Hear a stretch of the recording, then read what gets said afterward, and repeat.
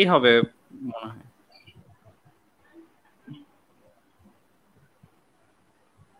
সবাই তাকায় আছি, মানে একদম সবাই এখন মুখ বন্ধ করে আছে যে হচ্ছে হ্যাঁ লাইভ স্টার্ট হয়ে গেছে, লাইভ স্টার্ট হয়ে গেছে। হ্যাঁ মানে সাদাব। ওকে, আচ্ছা লাইভে কিছুক্ষণ মানুষ যুক্ত হোক। হুম। কারণ হচ্ছে যে ইনস্ট্যান্টলি। আচ্ছা ভাইয়া, ভাইয়ারা লাইভে সবাই যুক্ত হওয়ার আগে আপনারা একটু আপনাদের নিজেদের যার যার গ্রুপ রয়েছে গ্রুপ থেকে লাইভটা শেয়ার করে দেন, তাহলে ওকে। হচ্ছে যে বেশি মানুষ আমাদের সাথে লাইভে যুক্ত হবে। আমি ওইটা শেয়ার করে দিচ্ছি আমার group থেকে।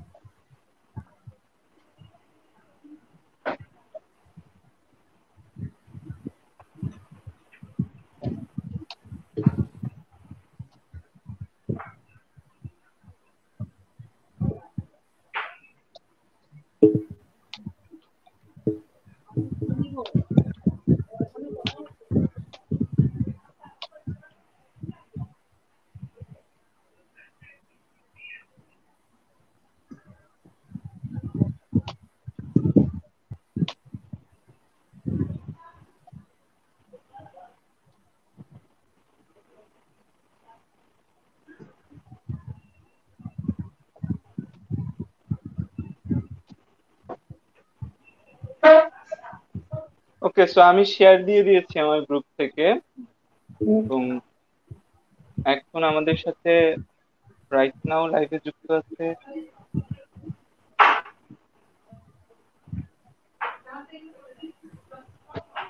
এখন অলরেডি আমাদের সাথে রাইট নাও লাইভে যুক্ত আছে 42 জন। আশা করি আমরা সবাই গ্রুপ থেকে শেয়ার দিয়ে দেওয়ার পর হুম। 100 জনের মতো হয়ে যাবে। এটা সারপ্রাইজ লাইভ, এটাতে আমি চাই মানুষজন একটু কম থাকুক, কম প্রশ্ন আসুক। না, কম প্রশ্ন আছে। না হলে হচ্ছে প্রস্তুতির অভাবে হচ্ছে যে আমরা সবাই উল্টাপাল্টা উত্তর দিয়ে ফেলবো। আচ্ছা এটা একটা হুম। ভালো এক্সপিরিয়েন্স যে হচ্ছে যে রাইট। মানে প্রস্তুতি নিয়ে কিন্তু সবকিছু ভালো হয় না। আমি লাইফে হ্যাঁ, দেখছি যে সেটাই।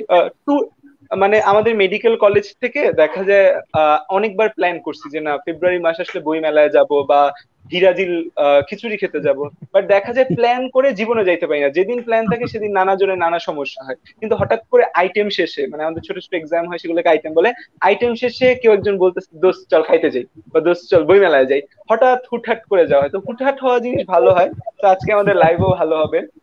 তো আমাদের মাঝখানে এখন অলরেডি 86 জন যুক্ত হয়ে গেছে আমাদের মাঝখানে, এবং আমাদের সাথে আজকে লাইভে যুক্ত আছেন চিন্ময় ভাইয়া, ফারহান, আশিক ভাইয়া এবং অপর ভাইয়া। অপর ভাইয়া যদিও আগে লাইভে আসতে খুব লজ্জা পেতেন, ইদানিং অপর ভাই খুব লাইভ মুখী হয়ে গেছেন, এবং আমরা শীঘ্রই হচ্ছে অপর ভাইয়ের অনেকগুলো লাইভ ক্লাস হয়তো পাবো। আচ্ছা অনেকেই আসসালামু আলাইকুম জানাচ্ছে, এখন কি সবাইকে একসাথে ওয়ালাইকুম আসসালাম জানিয়ে দিব না একজন একজন করে ওদের ওয়ালাইকুম আসসালাম জানাবো? আচ্ছা আমি সবার পক্ষ থেকে হচ্ছে যে যারা আসসালামু আলাইকুম জানাচ্ছ সকলকে ওয়ালাইকুম আসসালাম জানিয়ে দিচ্ছি। এবং আমাদের আস্তে আস্তে কমেন্ট চলে আসছে, এবং আমাদের যে টেকনিক্যাল গ্রুপ রয়েছে টেকনিক্যাল গ্রুপ হচ্ছে যে তোমাদের কমেন্ট গুলো পপ আপ করে দিবে। তো আজকে আলোচনার কোনো বিষয় ঠিক করা হয়নি, আজকে হচ্ছে একটা হঠাৎ লাইভ এবং উন্মুক্ত আলোচনা। তোমরা পড়ালেখা বিষয়ে তোমাদের যে কোনো ডিপ্রেশন বিষয়ে যে কোনো ব্যাপারে প্রশ্ন করতে পারো। তো আজকে খুব বেশি পার্সোনাল না হলে সবাই হচ্ছে প্রশ্ন উত্তর দিয়ে দিবে, এবং পড়ালেখার ব্যাপারে থাকলেই ভালো, তোমাদের পড়ালেখা রিলেটেড যত সমস্যা আছে আমাদের জানাও। আচ্ছা এখন জিজ্ঞাসা করছে কেমন আছেন সবাই, এই জিনিসটা আমি হচ্ছে যে আলাদা আলাদা করে জিজ্ঞাসা করতে চাই সবাইকে। যে প্রথমেই চিন্ময় ভাইয়ার কাছে জিজ্ঞাসা করবো যে ভাই আপনি কেমন আছেন এবং আপনার ব্যস্ততা কেমন যাচ্ছে, সব মিলিয়ে আপনার এই যে বন্ধের টাইমটা বা এই কোয়ারেন্টাইন টাইমটা এটা আপনার কেমন যাচ্ছে? বাসায় যতক্ষণ থাকি মাঝে মধ্যে মানে খুব বোরিং লাগে, আবার মাঝে মধ্যে মনে হয় যে একটু বাইরে যাই। কিন্তু বাইরে যখনই যাই 1 মিনিট পেরোতে না পেরোতেই মনে হয় যে বাসায় ভালো ছিল, এই রিস্কের মধ্যে না বেরোনোই ভালো। তবুও দেখা যায় যে বাইরে বের হতে হয়। কিন্তু ওই যে বাইরে একবার বের হলাম, এখন যদি হুটহাট সে বের হয় 5-7 দিন পরে, হুটহাট কোনো একটা রিজনে একটু ঠান্ডা লাগে বা একটু শরীরে জ্বর জ্বর আসে, তখন মনে হয় সন্দেহ হয় যে এই যে কয়েকদিন আগে বাইরে গেলাম সেটার জন্য আবার কিছু হলো কিনা। তো দেখা যায় একটা ভয় ভীতির মধ্যে আবার কাজের ব্যস্ততাও আছে, মোটামুটি ভালোই টাইম যাচ্ছে। কিন্তু মানে অ্যাজ এ হোল আমরা যদি দেখা যাচ্ছে স্টাডি নিয়ে ব্যস্ত থাকতাম, সেই লাইফটা হয়তো আমাদের কাছে একটু বেশি এনজয়েবল থাকতো। যখন আমরা নিয়মিত ক্যাম্পাসে পড়ছি, আপনার স্টুডেন্টদের সাথে কথা বলছি, কিংবা ইউটিউবিং করছি, কিংবা ফেসবুকে থাকছি, সেই লাইফটা একটু বেশি এনজয়েবল এখন মনে হচ্ছে। যে আমরা যখন ক্যাম্পাসে থাকি তখন মনে হয় যে ছুটি পেলে কতই না ভালো হতো, এত ক্লাস ভালো লাগে না, টানা ক্লাস আছে হাবি জাবি এত প্যারা। কিন্তু এখন মনে হচ্ছে যে অ্যাকচুয়ালি ওই প্যারাটাই ভালো ছিল, ওই স্বাভাবিক লাইফটাই অনেক বেটার ছিল, এবং সেই লাইফটা বেশি মানে মিস করা হচ্ছে এখন। একদম ভাইয়া সঠিক বলেছেন যে এখন আসলে লাইফটা মনোটোনাস। যেমন আমি হচ্ছে যে 24 ঘন্টার মধ্যে মানে 14-15 ঘন্টাই ল্যাপটপের সামনে বসে থাকি বা স্টুডেন্ট পড়ে, দেখা যায় যে আসলে অন্য কোনো কিছুর সাথে অ্যাটাচ নেই। নেক্সট প্রশ্নটা ফারহানের কাছে যে আহ, কেমন আছেন প্রশ্নের সাথে। ফারহান রিসেন্টলি অনলাইনে হচ্ছে যে কাজ শুরু করেছো এবং হচ্ছে যে 10 মিনিট স্কুলের সাথে যুক্ত আছো, অনেক স্টুডেন্ট পড়াচ্ছো। তোমার লাইভ গুলো হচ্ছে 10 মিনিট স্কুলে বর্তমানে one of the most viewed live, দেখা যায় যে অনেক মানুষ তোমার লাইভে উপস্থিত থাকে। তো এই যে আগে অফলাইন স্টুডেন্ট পড়াতে এখন অনলাইন স্টুডেন্ট পড়াচ্ছ, কোনটা বেশি এনজয় করছো? অফলাইন স্টুডেন্ট পড়ানো বেশি এনজয় করেছিলে, না এখন অনলাইনে মনে হচ্ছে যে অনলাইন স্টুডেন্ট পড়ানোটা অফলাইন থেকে অনেক ভালো? যদি বলি যে অনলাইন, আচ্ছা প্রথমে থ্যাংক ইউ সো মাচ এইভাবে বলার জন্য। আর হচ্ছে আমি যদি অনলাইনের কথা যদি বলি, অনলাইনে আসার পর আমি মানে এটা ফিল করলাম যে আসলে অনলাইনে আমি সারা বাংলাদেশের অনেক জেলার মানুষের মাঝে আজকে পৌঁছাতে পারছিলাম। আজকে আমার নিজের পড়ানোটা বা আমি নিজে যা জানি, যতটুকুই জানি আমি অল্প জানি, যতটুকুই জানি আমি এক্সপ্রেস করার চেষ্টা করি। তো দেখা যায় যে অনলাইনে পড়াতে আসার পর আসলে বাংলাদেশের বিভিন্ন জেলার মানুষরা আসলে আমার পড়াটা দেখছে, আমি যা শেখাচ্ছি সেটা তারা উপভোগ করছে। তো এই ব্যাপারগুলো না আসলে ফিলটা মানে বলে বোঝানো যাবে না, মানে অনেক ভালো লাগে আসলে সত্যি কথা যেটা, যে বিভিন্ন প্রান্ত থেকে যখন মানুষ দেখে এবং যখন বলে যে ভাইয়া আপনার ক্লাস আমরা বুঝতে পারছি এবং অনেক ভালো লাগছে আপনার ক্লাস। হ্যাঁ, এটা আসলে তো আমরা মানে অফলাইনে বা হচ্ছে ফিজিক্যাল ক্লাস গুলো তো করা সম্ভব না। ফিজিক্যাল ক্লাসগুলো হয়তো আমি যে এলাকায় পড়াচ্ছি সেই এলাকায় আশেপাশের স্টুডেন্টরাই হয়তো আমার কাছে পড়তে পারছে। বাট অনলাইনে যখন আমি আসলাম তখন দেখলাম যে সারা বাংলাদেশের বিভিন্ন প্রান্ত থেকে আসলে স্টুডেন্টরা কানেক্টেড হতে পারছে। তো এটা আমার কাছে আসলে খুব ভালো লাগছে যে অনলাইনে যে ক্লাসগুলো নিচ্ছি, সত্যি কথা যেটা। এবং স্টুডেন্টের ফিডব্যাকও খুব ভালো আল্লাহর রহমতে পাচ্ছি, এটা মানে আমার খুবই ভালো লাগছে। আর যদি জিজ্ঞেস করেন যে কোয়ারেন্টাইনের মুহূর্ত বা করোনার মুহূর্তটা কেমন যাচ্ছে, হ্যাঁ সত্যি আমরা আমাদের স্বাভাবিক লাইফটা খুব মিস করছি। যে আগে আমরা ক্যাম্পাসে যাইতাম, একসাথে আমরা সবাই মিলে পড়াশোনা করতাম এবং আড্ডা দিতাম একসাথে, ল্যাবের প্যারা আমরা সহ্য করতাম। তারপরে আসলে ওই ব্যাপারগুলো আমরা অনেক বেশি মিস করি। আর হচ্ছে বাট কথা হচ্ছে যে যত বেশি নিজেকে ব্যস্ত রাখা যায় আর বাসার মধ্যে যত বেশি নিজেকে ব্যস্ত রাখা যায় সেটাই ট্রাই করতেছি। কারণ একেবারে খালি ঘর মানে চুপচাপ করে বোরিং মানে বসে থাকলে আসলে একঘেয়েমি চলে আসে, বা কোনো কাজকর্মে না সংযুক্ত থাকলে আসলে খুব একঘেয়েমি চলে আসে, তখন খুব ডিপ্রেসড লাগে। তো আমি আসলে সবাইকে বলবো যে করোনার মুহূর্তে কোনো না কোনো কাজ করা, কোনো না কোনো স্কিল ডেভেলপমেন্টের কাজ করা যেতে পারে। অনলাইনে বিভিন্ন স্কিল ডেভেলপমেন্ট, আমাদের 10 মিনিট স্কুলের অনেক স্কিল ডেভেলপমেন্টের ভিডিও আছে, তো ওগুলো দেখে কোনো না কোনো কাজের সাথে সংযুক্ত হওয়া উচিত বলে আমার মনে হয় এই করোনা টাইমটায়। আচ্ছা, ধন্যবাদ ফারহানকে। নেক্সট প্রশ্নটা হচ্ছে আশিক ভাইয়ের কাছে। আমি যতটুকু জানি যে ভাইয়ার আম্মু অসুস্থ ছিল, তো প্রথমেই আন্টি কেমন আছে সেটা জিজ্ঞেস করতে চাই, এবং ভাইয়ার বন্ধটা কেমন যাচ্ছে, এবং ভাইয়ার কিছুদিন আগে ভাইয়ার হচ্ছে যে রসায়নের 2টা ইন্টারেক্টিভ পিডিএফ বের হয়েছে, যেখানে আশিক ভাই এবং অপার ভাইয়া দুইজন লিডিং এ ছিলেন, এবং কেমিস্ট্রির দিকটা মনে হয় একটু বেশি আশিক ভাইয়া দেখেন। তো কেমিস্ট্রির বইগুলো কেমন হয়েছে এবং আপনি পিডিএফ নিয়ে কেমন ফিডব্যাক পাচ্ছেন, এবং এই পিডিএফ এর নিয়ে ভাইয়ার ভবিষ্যৎ প্ল্যান কি? আচ্ছা, প্রথমে সবাইকে ধন্যবাদ জানাচ্ছি। আসলে মানে এভাবে হঠাৎ করে লাইভে আসা কখনোই হয় না, যে একটা পূর্ব প্রস্তুতি থাকে বা কি নিয়ে কথা বলবো সেগুলো পূর্বে থেকে জানানো হয়ে থাকে। তো একটা স্ক্রিপ্টেড লাইভ বলা যায়, কিন্তু আজকের লাইভটা সম্পূর্ণই আলাদা এবং খুব গুরুত্বপূর্ণ এবং মানে মজাদার কিছু মানুষের সাথে লাইভটা। প্রথমে আম্মুর কথা যদি বলতে চাই, যে আম্মুর পিত্তথলিতে পাথর ধরা পড়ে এবং এই অপারেশনটাই মূলত করার জন্য একটু দৌড়াদৌড়ির মধ্যে ছিলাম। তোমরা জানো অনেকে হয়তো যে আমার হোম টাউন হচ্ছে দিনাজপুর। তো এই করোনার মধ্যে আসলে সব ডাক্তারদেরকে পাওয়াটা টাফ হয়ে গিয়েছিল শুরুর দিকটাতে। তারপরে রংপুরের দিকে মুভ করি এবং আম্মুর অপারেশন আলহামদুলিল্লাহ ভালোভাবেই সম্পন্ন হয়। এখন আম্মু পোস্ট অপারেটিভ একটা সিচুয়েশনে আছে, মেডিসিনের উপর আছে। তো আলহামদুলিল্লাহ আম্মু তোমাদের সবার দয়া আল্লাহর রহমতে ভালোই আছে। দ্বিতীয়ত যদি বলি যে এই কোয়ারেন্টাইনের মধ্যে কেমন আছি আসলে বা কিভাবে সময়গুলো কাটাচ্ছি, শুরুর দিকে যখন হল ভ্যাকেন্ট হয়ে গেল বাসায় আসলাম, শুরুর দিকের সময়টা অনেক ইন্টারেস্টিং ছিল। হ্যাঁ, করোনার একটা আতঙ্ক বা ভয় ঠিকই ছিল, কিন্তু ইন্টারেস্টিং ছিল যে হ্যাঁ পড়াশোনার চাপ থাকবে না। আসলে ক্যাম্পাস লাইফে আমরা যারা হলে থাকি বা মেসে থাকি অথবা ঢাকায় যারা থাকি অন্যান্য ছোট শহরগুলো থেকে বা অন্যান্য জেলা শহরগুলো থেকে, তাদের সব সময় বাসায় আসার একটা তাগিদ অনুভব করতে থাকি। ওকে, হোম সুইট হোম একটা ফিল সব সময়। আমার কলেজ লাইফেও ছিল, নটরডেমে যখন ছিলাম, এখন বুয়েটেও তাই।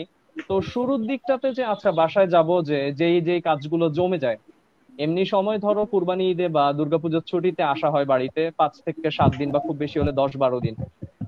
কিন্তু এবার আসলে মানে একটা অনাকাঙ্ক্ষিত ছুটি নিয়ে চলে আসি যে কবে আসলে শেষ হবে এটা। তো প্ল্যান ছিল এরকম যে বাসার সবাইকে সেফ রাখার চেষ্টা করব, প্রপারলি হাইজিনটা মেনটেন করানোর চেষ্টা করব, কারণ বাসার মানুষেরা এই বিষয়গুলোতে হয়তোবা সেরকম খুব একটা কেয়ার করে না। আমরা বাসায় আব্বু আম্মুদের দেখি বা দাদা দাদি নানা নানিকে দেখি যে বিষয়টা ওকে কেয়ার করছে না অতটা, যে আচ্ছা ঠিক আছে আল্লাহ যা দিবে তাই। কিন্তু না, আমাদের আসলে সচেতন থাকতে হবে। এই জিনিসটা বাসায় আসার পর থেকে প্রপারলি মেনটেন করছি গত 4 মাসে বা 3.5 মাসে যাই বলো। আর শুরুর দিকে ল্যাপটপের পুরোনো কিছু মুভি বা সিরিজে ব্যস্ত ছিলাম, খবর দেখতাম, টক শো দেখতাম, কিন্তু এখন আসলে একঘেয়েমি লেগে যায় জিনিসপত্রগুলোতে। এখন আসলে বিকাল সন্ধ্যার টাইমটা চেষ্টা করি যে ফেভারিট প্লেলিস্ট ছাদে গিয়ে শুনতে। আহ বিগত কয়েকদিন হয়তো আম্মুকে নিয়ে ব্যস্ত ছিলাম বা বইয়ের কাজ ছিল।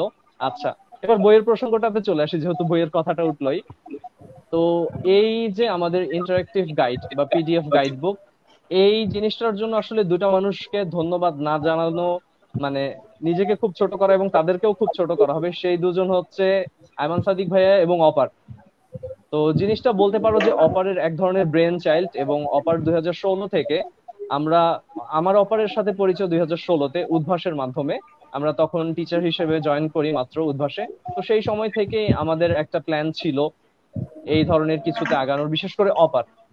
অপারের শুরু থেকে প্ল্যান ছিল যে জিনিসগুলোকে আমরা পড়াশোনার ম্যাটেরিয়াল গুলোকে আর বইয়ের পাতায় বা খাতায় অথবা কাগজে কলমে সীমাবদ্ধ রাখবো না।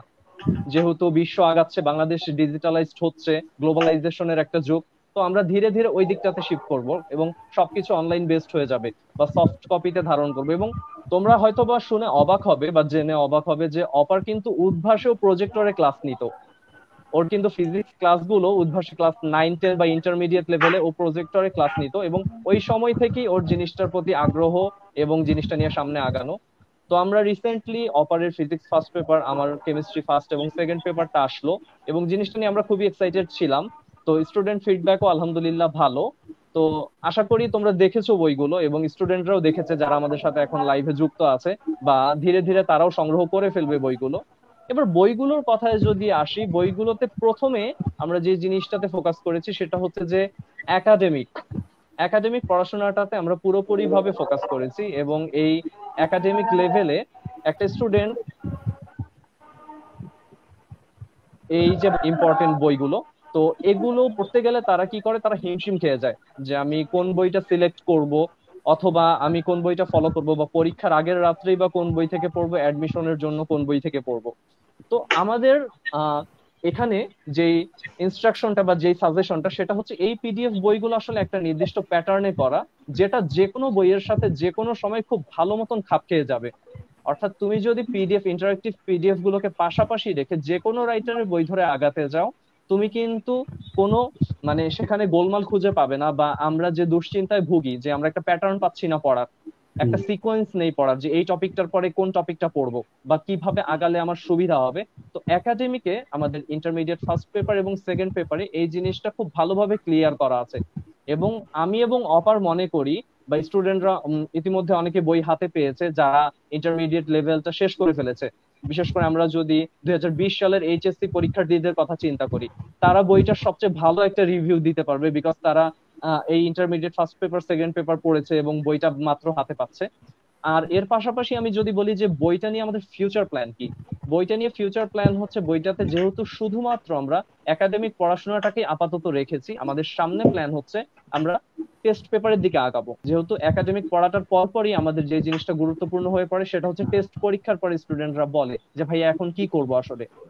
অনেকের এই 1.5 বছরের পড়াশোনাটা রেডি থাকে তাদের জন্য টেস্ট পেপারটা খুবই গুরুত্বপূর্ণ। আবার অনেকের একাডেমিকই কিছু অংশে একটু ঝামেলা থাকতে পারে, একটু গুছিয়ে উঠতে দেরি হতে পারে, তারা তো অবশ্যই ফলো করবে পিডিএফ গুলো, এবং টেস্ট পেপারের কোশ্চেন এবং সলভ গুলো যখন থাকবে তারা আমাদের দেশের যে সকল বিখ্যাত স্কুলগুলো রয়েছে বা কলেজগুলো রয়েছে তাই সেগুলোর কোশ্চেন গুলো থাকবে, সেখানে সলভ থাকবে, এবং আমাদের গুরুত্বপূর্ণ যে বিষয়টা, আমাদের যে পড়ানোর টপিক গুলো একাডেমিকে আমরা যে টপিক গুলো পড়ালাম সেগুলোর সাথে ইন্টারলিঙ্ক থাকবে এই টেস্ট পেপারের সলিউশন গুলো। এতে করে হবে কি, স্টুডেন্টদের নতুন করে কোনো থিওরি, কোনো সূত্র বা কোনো ম্যাথের টাইপ আলাদা করে টেস্ট পেপার সলভ করানোর জন্য করতে হবে না। আমাদের পূর্বে করে আসা জিনিসপত্র থেকে সে পুরোপুরি হেল্পটা নিতে পারবে। এরপরে টেস্ট পেপারের পরে সে যখন এইচএসসি পরীক্ষা দিয়ে ফেললো, তার তাগিদটা কি, সেবার অ্যাডমিশনে কোন দিকে আগাতে থাকবে। আমরা টেস্ট পেপারের পরপরই এই বইয়ে অ্যাডমিশনের টপিক গুলোকে ইনক্লুড করা শুরু করব। তোমরা অনেকেই জানো, যেহেতু আমরা সবাই ইন্টারমিডিয়েট লেভেলটা পার করে এসেছি, আমরা জানি যে একাডেমিক লেভেলে আমি যদি সম্পূর্ণরূপে পড়াশোনা করি এইচএসসি সিলেবাস ধরে, তাহলে অ্যাডমিশনে নতুন করে খুব একটা বেশি জিনিস শিখতে হয় না, শুধু ওগুলোই একটু ঝালাই করা লাগে আর নতুন কিছু সূত্র বা নতুন কিছু কোশ্চেন ফলো করা লাগে। তো এরপরে আমরা অ্যাডমিশনের টপিক গুলো ইনক্লুড করব, এবং তার পাশাপাশি বিভিন্ন ইউনিভার্সিটির যে কোশ্চেন ব্যাংক গুলা এবং তার সলভ, এটা অ্যাড করব। এতে করে হবে কি, স্টুডেন্টরা অ্যাডমিশন রিলেটেড টপিক গুলো পড়ার পাশাপাশি সে যখন কোশ্চেন ব্যাংকটা হাতে পাবে, যে বুয়েটে বিগত 10 বছরে কি কি কোশ্চেন গুলো এসেছে, বা ঢাকা ইউনিভার্সিটিতে বা মেডিকেল ডেন্টাল সেক্টরে কি কি কোশ্চেন গুলো এসেছে, এতে করে কি হবে, সে একটা পুরো প্যাকেজ পেয়ে যাবে যে না, একাডেমিকের জন্য আমি এই বই পড়তাম, অ্যাডমিশন এবার এই বই পড়বো।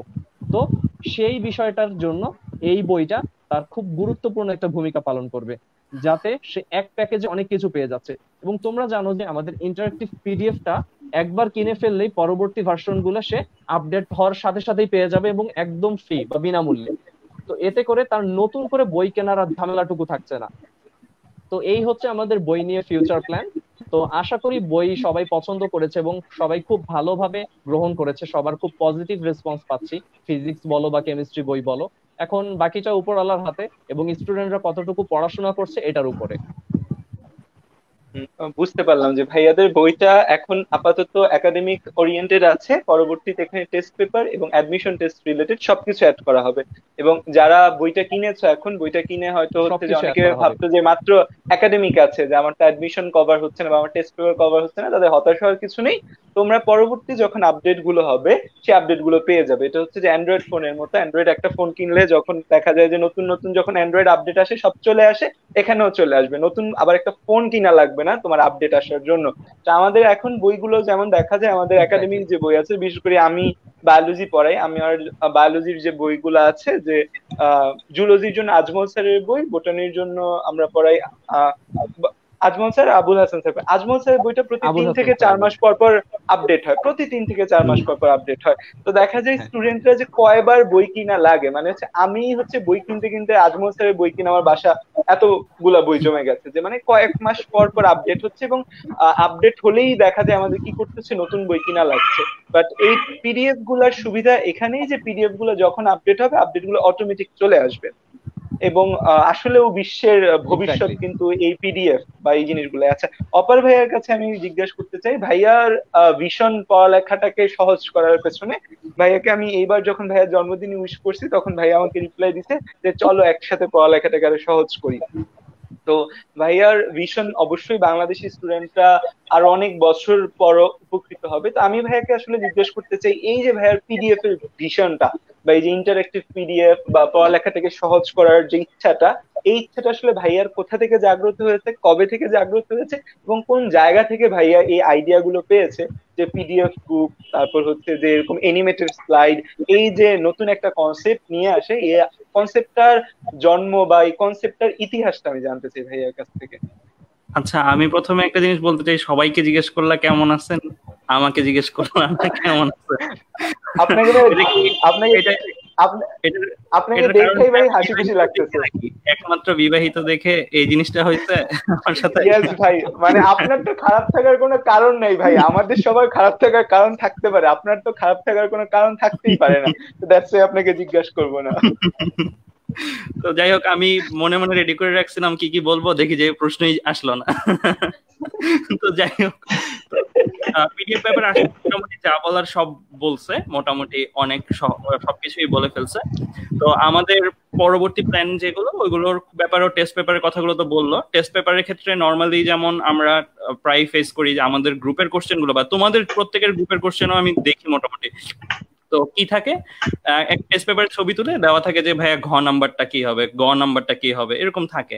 তো এই জিনিসগুলো ওরা অ্যাকচুয়ালি সলভ দেখতেছে, বাট সলভটা দেখে বুঝতেছে না। সো এই জায়গাটাতে সলভ করার থেকে পরবর্তী টার্গেট যেটা, মানে একদম রিসেন্ট পরবর্তী নিয়ার ফিউচারের টার্গেট যেটা জাস্ট এটার পরে, সেটা হচ্ছে টেস্ট পেপার সলভ। যেন সে কতে ক্লিক করলে ক তাকে বুঝাই দেওয়া হয় ভিডিওর মাধ্যমে, খতে ক্লিক করলে খ তাকে বুঝাই দেওয়া হয়, এরকম ভাবে যেন থাকে জিনিসটা প্যাটার্ন ওয়েতে সাজানো। আর আমরা আরো কিছু প্রোগ্রাম লঞ্চ করতেছি। আমি পিডিএফ এর ব্যাপারে তো আশিক বলছি, ওইটা ব্যাপারে আর বলে একঘেয়ে করতে চাইতেছি না আলোচনাটাকে। আমাদের আরো কিছু প্ল্যান আছে। সো বুয়েটের তাহসিন আল শামস, ওদের সাথে কিছু কথা হয়েছে। তো আমাদের রিসেন্ট যে প্ল্যানটা পরবর্তীতে, যেটা আমার কাছে মনে হচ্ছে এখন স্টুডেন্টদের জন্য বেশি দরকারি, কারণ নর্মালি তো স্টুডেন্টরা প্রত্যেকে হয় কোচিং এ পড়তো বা বিভিন্ন মডেল টেস্ট দিত বিভিন্ন কোচিং সেন্টারে, বা বাসায় প্রাইভেট টিউটর রেখে পড়তো, যে কোনো ভাবে এই জিনিসগুলো করতো ম্যাক্সিমাম স্টুডেন্ট। তো তাদের ক্ষেত্রে একটা জবাবদিহিতার ব্যাপার ছিল যে আমি একটা পড়াশোনা পড়ছি, জবাবদিহিতা তারা করতে পারতো বা তাকে ইভালুয়েট করতে পারতো। বাট এখন কিন্তু ইভালুয়েশনটা আমি দেখছি সাদা অনেক সুন্দর সুন্দর পরীক্ষা নিচ্ছ, এখানেও কিন্তু একটা জবাবদিহিতার সিস্টেম ক্রিয়েট করতেছে, এটাকে আমি অ্যাপ্রিসিয়েট করি খুবই। বাট আমরা বাকিরা বেশিরভাগই হচ্ছে কন্টেন্ট ক্রিয়েটর, কন্টেন্টটা ক্রিয়েট করে কাইন্ড অফ ইউটিউবের সাগরে ছেড়ে দিই। এখন কন্টেন্টটা ভালো হলে এটা তাদের চোখে পড়ে, তারা দেখে, আর এটা থেকে তারা অ্যাকচুয়ালি কতটুকু নলেজ নিয়ে যাচ্ছে এটার কন্ট্রোল কিন্তু আমাদের হাতে নাই। তো আমাদের এরপরের যে প্ল্যানটা সেটা হচ্ছে কন্টেন্ট ক্রিয়েটর আর অডিয়েন্স, এই দুজনের মধ্যে একটা ব্রিজ ক্রিয়েট করা। মানে আমরা যেন এরকম একটা সার্ভিস প্রোভাইড করতে পারি যে যে কোনো একটা কন্টেন্ট ক্রিয়েটর তার কন্টেন্টের কোয়ালিটিটা আমরা রেট করব, যে হ্যাঁ তার কন্টেন্টের কোয়ালিটিটা ভালো। যেমন চিন্ময়ের কন্টেন্ট অসাধারণ, সো চিন্ময়ের এই কন্টেন্টটার কোয়ালিটিটা আমি বুঝতেছি কেন, কারণ আমি জানি যে অ্যাকচুয়ালি অ্যাডমিশন পরীক্ষা দিয়ে আসার পরে যে অ্যাডমিশন আসলে এইগুলোই আসে। সো আলটিমেটলি চিন্ময়ের এই কন্টেন্টটা আমি, ধরো অনেক স্টুডেন্টই থাকতে পারে যারা অ্যাকচুয়ালি জানতেছে না বা এটাকে প্রপার আউটপুটটা নিয়ে আসতে পারতেছে না। আর অনেকেই কিন্তু এখন কিন্তু বিভিন্ন জায়গায় কোচিং সেন্টার গুলো ক্লাস শুরু হয়ে যেতেছে। আমরা এই ফ্রেমে যারা আছি এরা অনলাইন ক্লাস নিচ্ছি অনেকদিন ধরে, কিন্তু অনেক ক্ষেত্রেই অনেক স্টুডেন্টই কমপ্লেন করে আসলে যে কোচিং সেন্টারের ক্লাসগুলো বুঝতেছি না। আসলে যারা লেকচার দেয় তারা প্রত্যেকেই অসাধারণ বিভিন্ন কোচিং সেন্টারে, কিন্তু তারা এই নতুন ফরম্যাটে একটু অভ্যস্ততার সময় লাগে। বাট এই সময়টা দিতে দিতে স্টুডেন্টদেরও কিন্তু সময় শেষ হয়ে যাইতেছে, মানে স্টুডেন্টদেরও কিন্তু অ্যাকচুয়ালি অ্যাডমিশন চলে আসবে। তো এই জায়গায় একটা ঝামেলা ক্রিয়েট হয়। সো আমি যেহেতু এই অ্যাডমিশন সিজন পার করে আসছি, আবার অ্যাডমিশন সিজন পরে আসছি, সো আমি জানি যে অ্যাকচুয়ালি চিন্ময়ের কন্টেন্ট বা সাদাবের কন্টেন্ট এগুলো দেখলেই ইনাফ বাইরের জন্য। এই ট্রাস্টটা ওরা গ্রো করতে পারে না স্টুডেন্টরা, কারণ এই ট্রাস্টটা গ্রো করতে না পারার কারণ কি? কারণ আমরা অনলাইনে এরকম অনেক বিজ্ঞাপন দেখি, ওই কোচিং থেকে 30-25 জন চান্স পাইছে, প্রথম 10-এ 8 জন চান্স পাইছে। বাট অনলাইন থেকে এরকম বিজ্ঞাপন, এরকম ট্রাস্টওয়ার্দি কোনো ওয়ার্ড আমরা কিন্তু এখনো শুনি নাই যে শুধু অনলাইনের ফ্রি পড়া পড়ে সে এটা করছে, অনলাইনে অমুক ভাইয়ের কাছে পড়ে সে এটা করছে, এটা কিন্তু এখনো এস্টাবলিশড হয়নি। আমার টার্গেট হচ্ছে, নেক্সট টার্গেট এটা, যে অনলাইনের প্রতি ফেথ ক্রিয়েট করা স্টুডেন্টদের। যেহেতু অনলাইনে অনেক কন্টেন্ট আছে, সো আমাদের দুইটা পর্যায়ে আমরা কাজ করব। একটা হচ্ছে টিচারদের কোয়ালিটিটা, এটা আমরা মেজার করব, তোমাদের সাহায্যে সবার সাহায্যে মেজার করব, আবার স্টুডেন্টদের কাছেও এটা ফেইথফুলি রিপ্রেজেন্ট করব। এর জন্য আমরা যে প্রথাটা করতেছি সেটা হচ্ছে একটা চ্যালেঞ্জ সিস্টেম, যেটা আমি করতাম আমার গ্রুপের ক্ষেত্রে, সেই সিস্টেমটাকে একটু প্রোগ্রামের মাধ্যমে নিয়ে আসছি যেন আমার ম্যানুয়ালি জিনিসপত্রগুলো না করতে হয়। যেমন চিন্ময় একটা কোর্স লঞ্চ করলো, বা সাদাব একটা কোর্স লঞ্চ করলো, ফারহান একটা কোর্স লঞ্চ করলো, তো এই কোর্সটার একটা সার্টিফিকেট আমরা ওদেরকে প্রোভাইড করবো। এটা জাস্ট, এটার কোনো ফিজিক্যাল ভ্যালু নাই, এটা কোনো ফিজিক্যাল ভ্যালু নাই, বাট এটা জাস্ট ইন্সপাইরেশন। এটা ধরো সাদাব একটা কোর্স লঞ্চ করলো, সাদাবের কোর্সের প্লেলিস্ট লিঙ্কটা আমি নিলাম, আর স্টুডেন্ট যারা সাদাবের কোর্সটা পিক করতে চাচ্ছে এদেরকে আমরা বললাম এই কোর্সটার ব্যাপারে ডিটেলসে। আর আমাদের যেহেতু প্রত্যেকটা রেজিস্টার্ড স্টুডেন্ট থাকবে, নর্মালি তো আমাদের সবারই সাবস্ক্রাইবার আছে, বাট সাবস্ক্রাইবার আর রেজিস্টার্ড স্টুডেন্টের মধ্যে অনেক তফাৎ আছে, যে আমার কাছে রেজিস্টার্ড স্টুডেন্ট আছে 10,000। তো আমি তাদের টার্গেট গুলো জানি, তাদের অনেক প্রশ্ন উত্তর তারা দিয়ে রাখছে আমাকে, যে তারা কে কোন জায়গায় চান্স পেতে চায়, কেউ মেডিকেল চান্স পেতে চায়। আমি তখন তাদের কাছে অটোমেটেড প্রোগ্রামের মাধ্যমে জিনিসটা যেন এমন হয়, সাদাবের মেডিকেলের ওই কোর্সটা তার কাছে চলে গেল, যে এই কোর্সটা তুমি নিতে পারো, এই কোর্সটা ফ্রি অফ কস্ট, বা এই কোর্সটা এরকম একটা প্রাইসিং, আর এই কোর্সটা করার পরে সাদাবের সাইন সহ আমাদের সাইন সহ একটা সার্টিফিকেট সে অটোমেটিক পাবে যখন সে কোর্সটা ফুললি করলো। আর এই কোর্সটা যে সে করলো এটার ইভ্যালুয়েশনের জন্য আমরা ডেডিকেটেড মানুষ রাখতে চাচ্ছি। প্রতি 15 জনের জন্য আমরা 2 জন করে মানুষ অলরেডি এগেইনস্টে ঠিক করতেছি, যে তারা আলটিমেটলি তাদের নোটগুলো দেখবে পড়ার পরে। আর সাদাব যদি কোনো কোশ্চেন করে থাকে, চিন্ময় যদি কোনো কোশ্চেন করে থাকে, ফারহান কোশ্চেন করে থাকে, সেই কোশ্চেনের এক্সামগুলো তারা দিবে। এক্সামগুলো দিয়ে এক্সামের মার্কসটাও তারা ইভ্যালুয়েট করবে। সো এই ইভ্যালুয়েশনের ভিত্তিতে আমরা একটা ভার্চুয়াল সার্টিফিকেট প্রোভাইডের ব্যবস্থা করতেছি, যেন অ্যাকচুয়ালি মানে কন্টেন্ট ক্রিয়েটরদের কন্টেন্টগুলো নষ্ট না হয়, চাপা পড়ে না যায় অনেকগুলো কন্টেন্টের ভিড়ে। আর তাদের ওই কন্টেন্টগুলো যেন অ্যাকচুয়ালি স্টুডেন্টদের কাছে ট্রাস্টওয়ার্দি হয়। আর পরবর্তীতে আমরা স্টুডেন্টদের ট্র্যাকও করবো, কেউ সাদাবের ওই কোর্সটা করলো, দেন কোর্স করার পরে তার কি হলো, সে অ্যাডমিশনে কিরকম স্কোর করলো বা সে কতটুকু করলো, তার রিভিউ কালেক্ট করা থেকে শুরু করে তার জন্য সাদাব মানে তার পরবর্তীতে যেন আমরা বলতে পারি যে এই কোর্সটা রেটিং এত, এই কোর্সটা করে এতজন এই জায়গায় চান্স পাইছে, এদের রিভিউ হচ্ছে এরকম।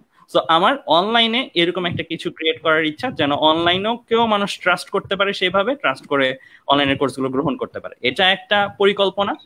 আর আরেকটা পরিকল্পনা, সেটা আমার পরবর্তীতে, সেটা হচ্ছে আমাদের সবকিছুই কিন্তু আধুনিক হইতেছে। আমাদের কিন্তু প্রত্যেকটা অপারেটিং সিস্টেম গুগলের ওএস বলো বা যে কোনো আইওএস বলো যেগুলো আছে, সেগুলোর মধ্যে প্রত্যেকটাতে কিন্তু ভয়েস অ্যাসিস্ট্যান্ট আছে একটা, যে আমরা কিন্তু বলতে পারি সিরিকে ডাক দিতে পারি, অ্যালেক্সাকে ডাক দিতে পারি।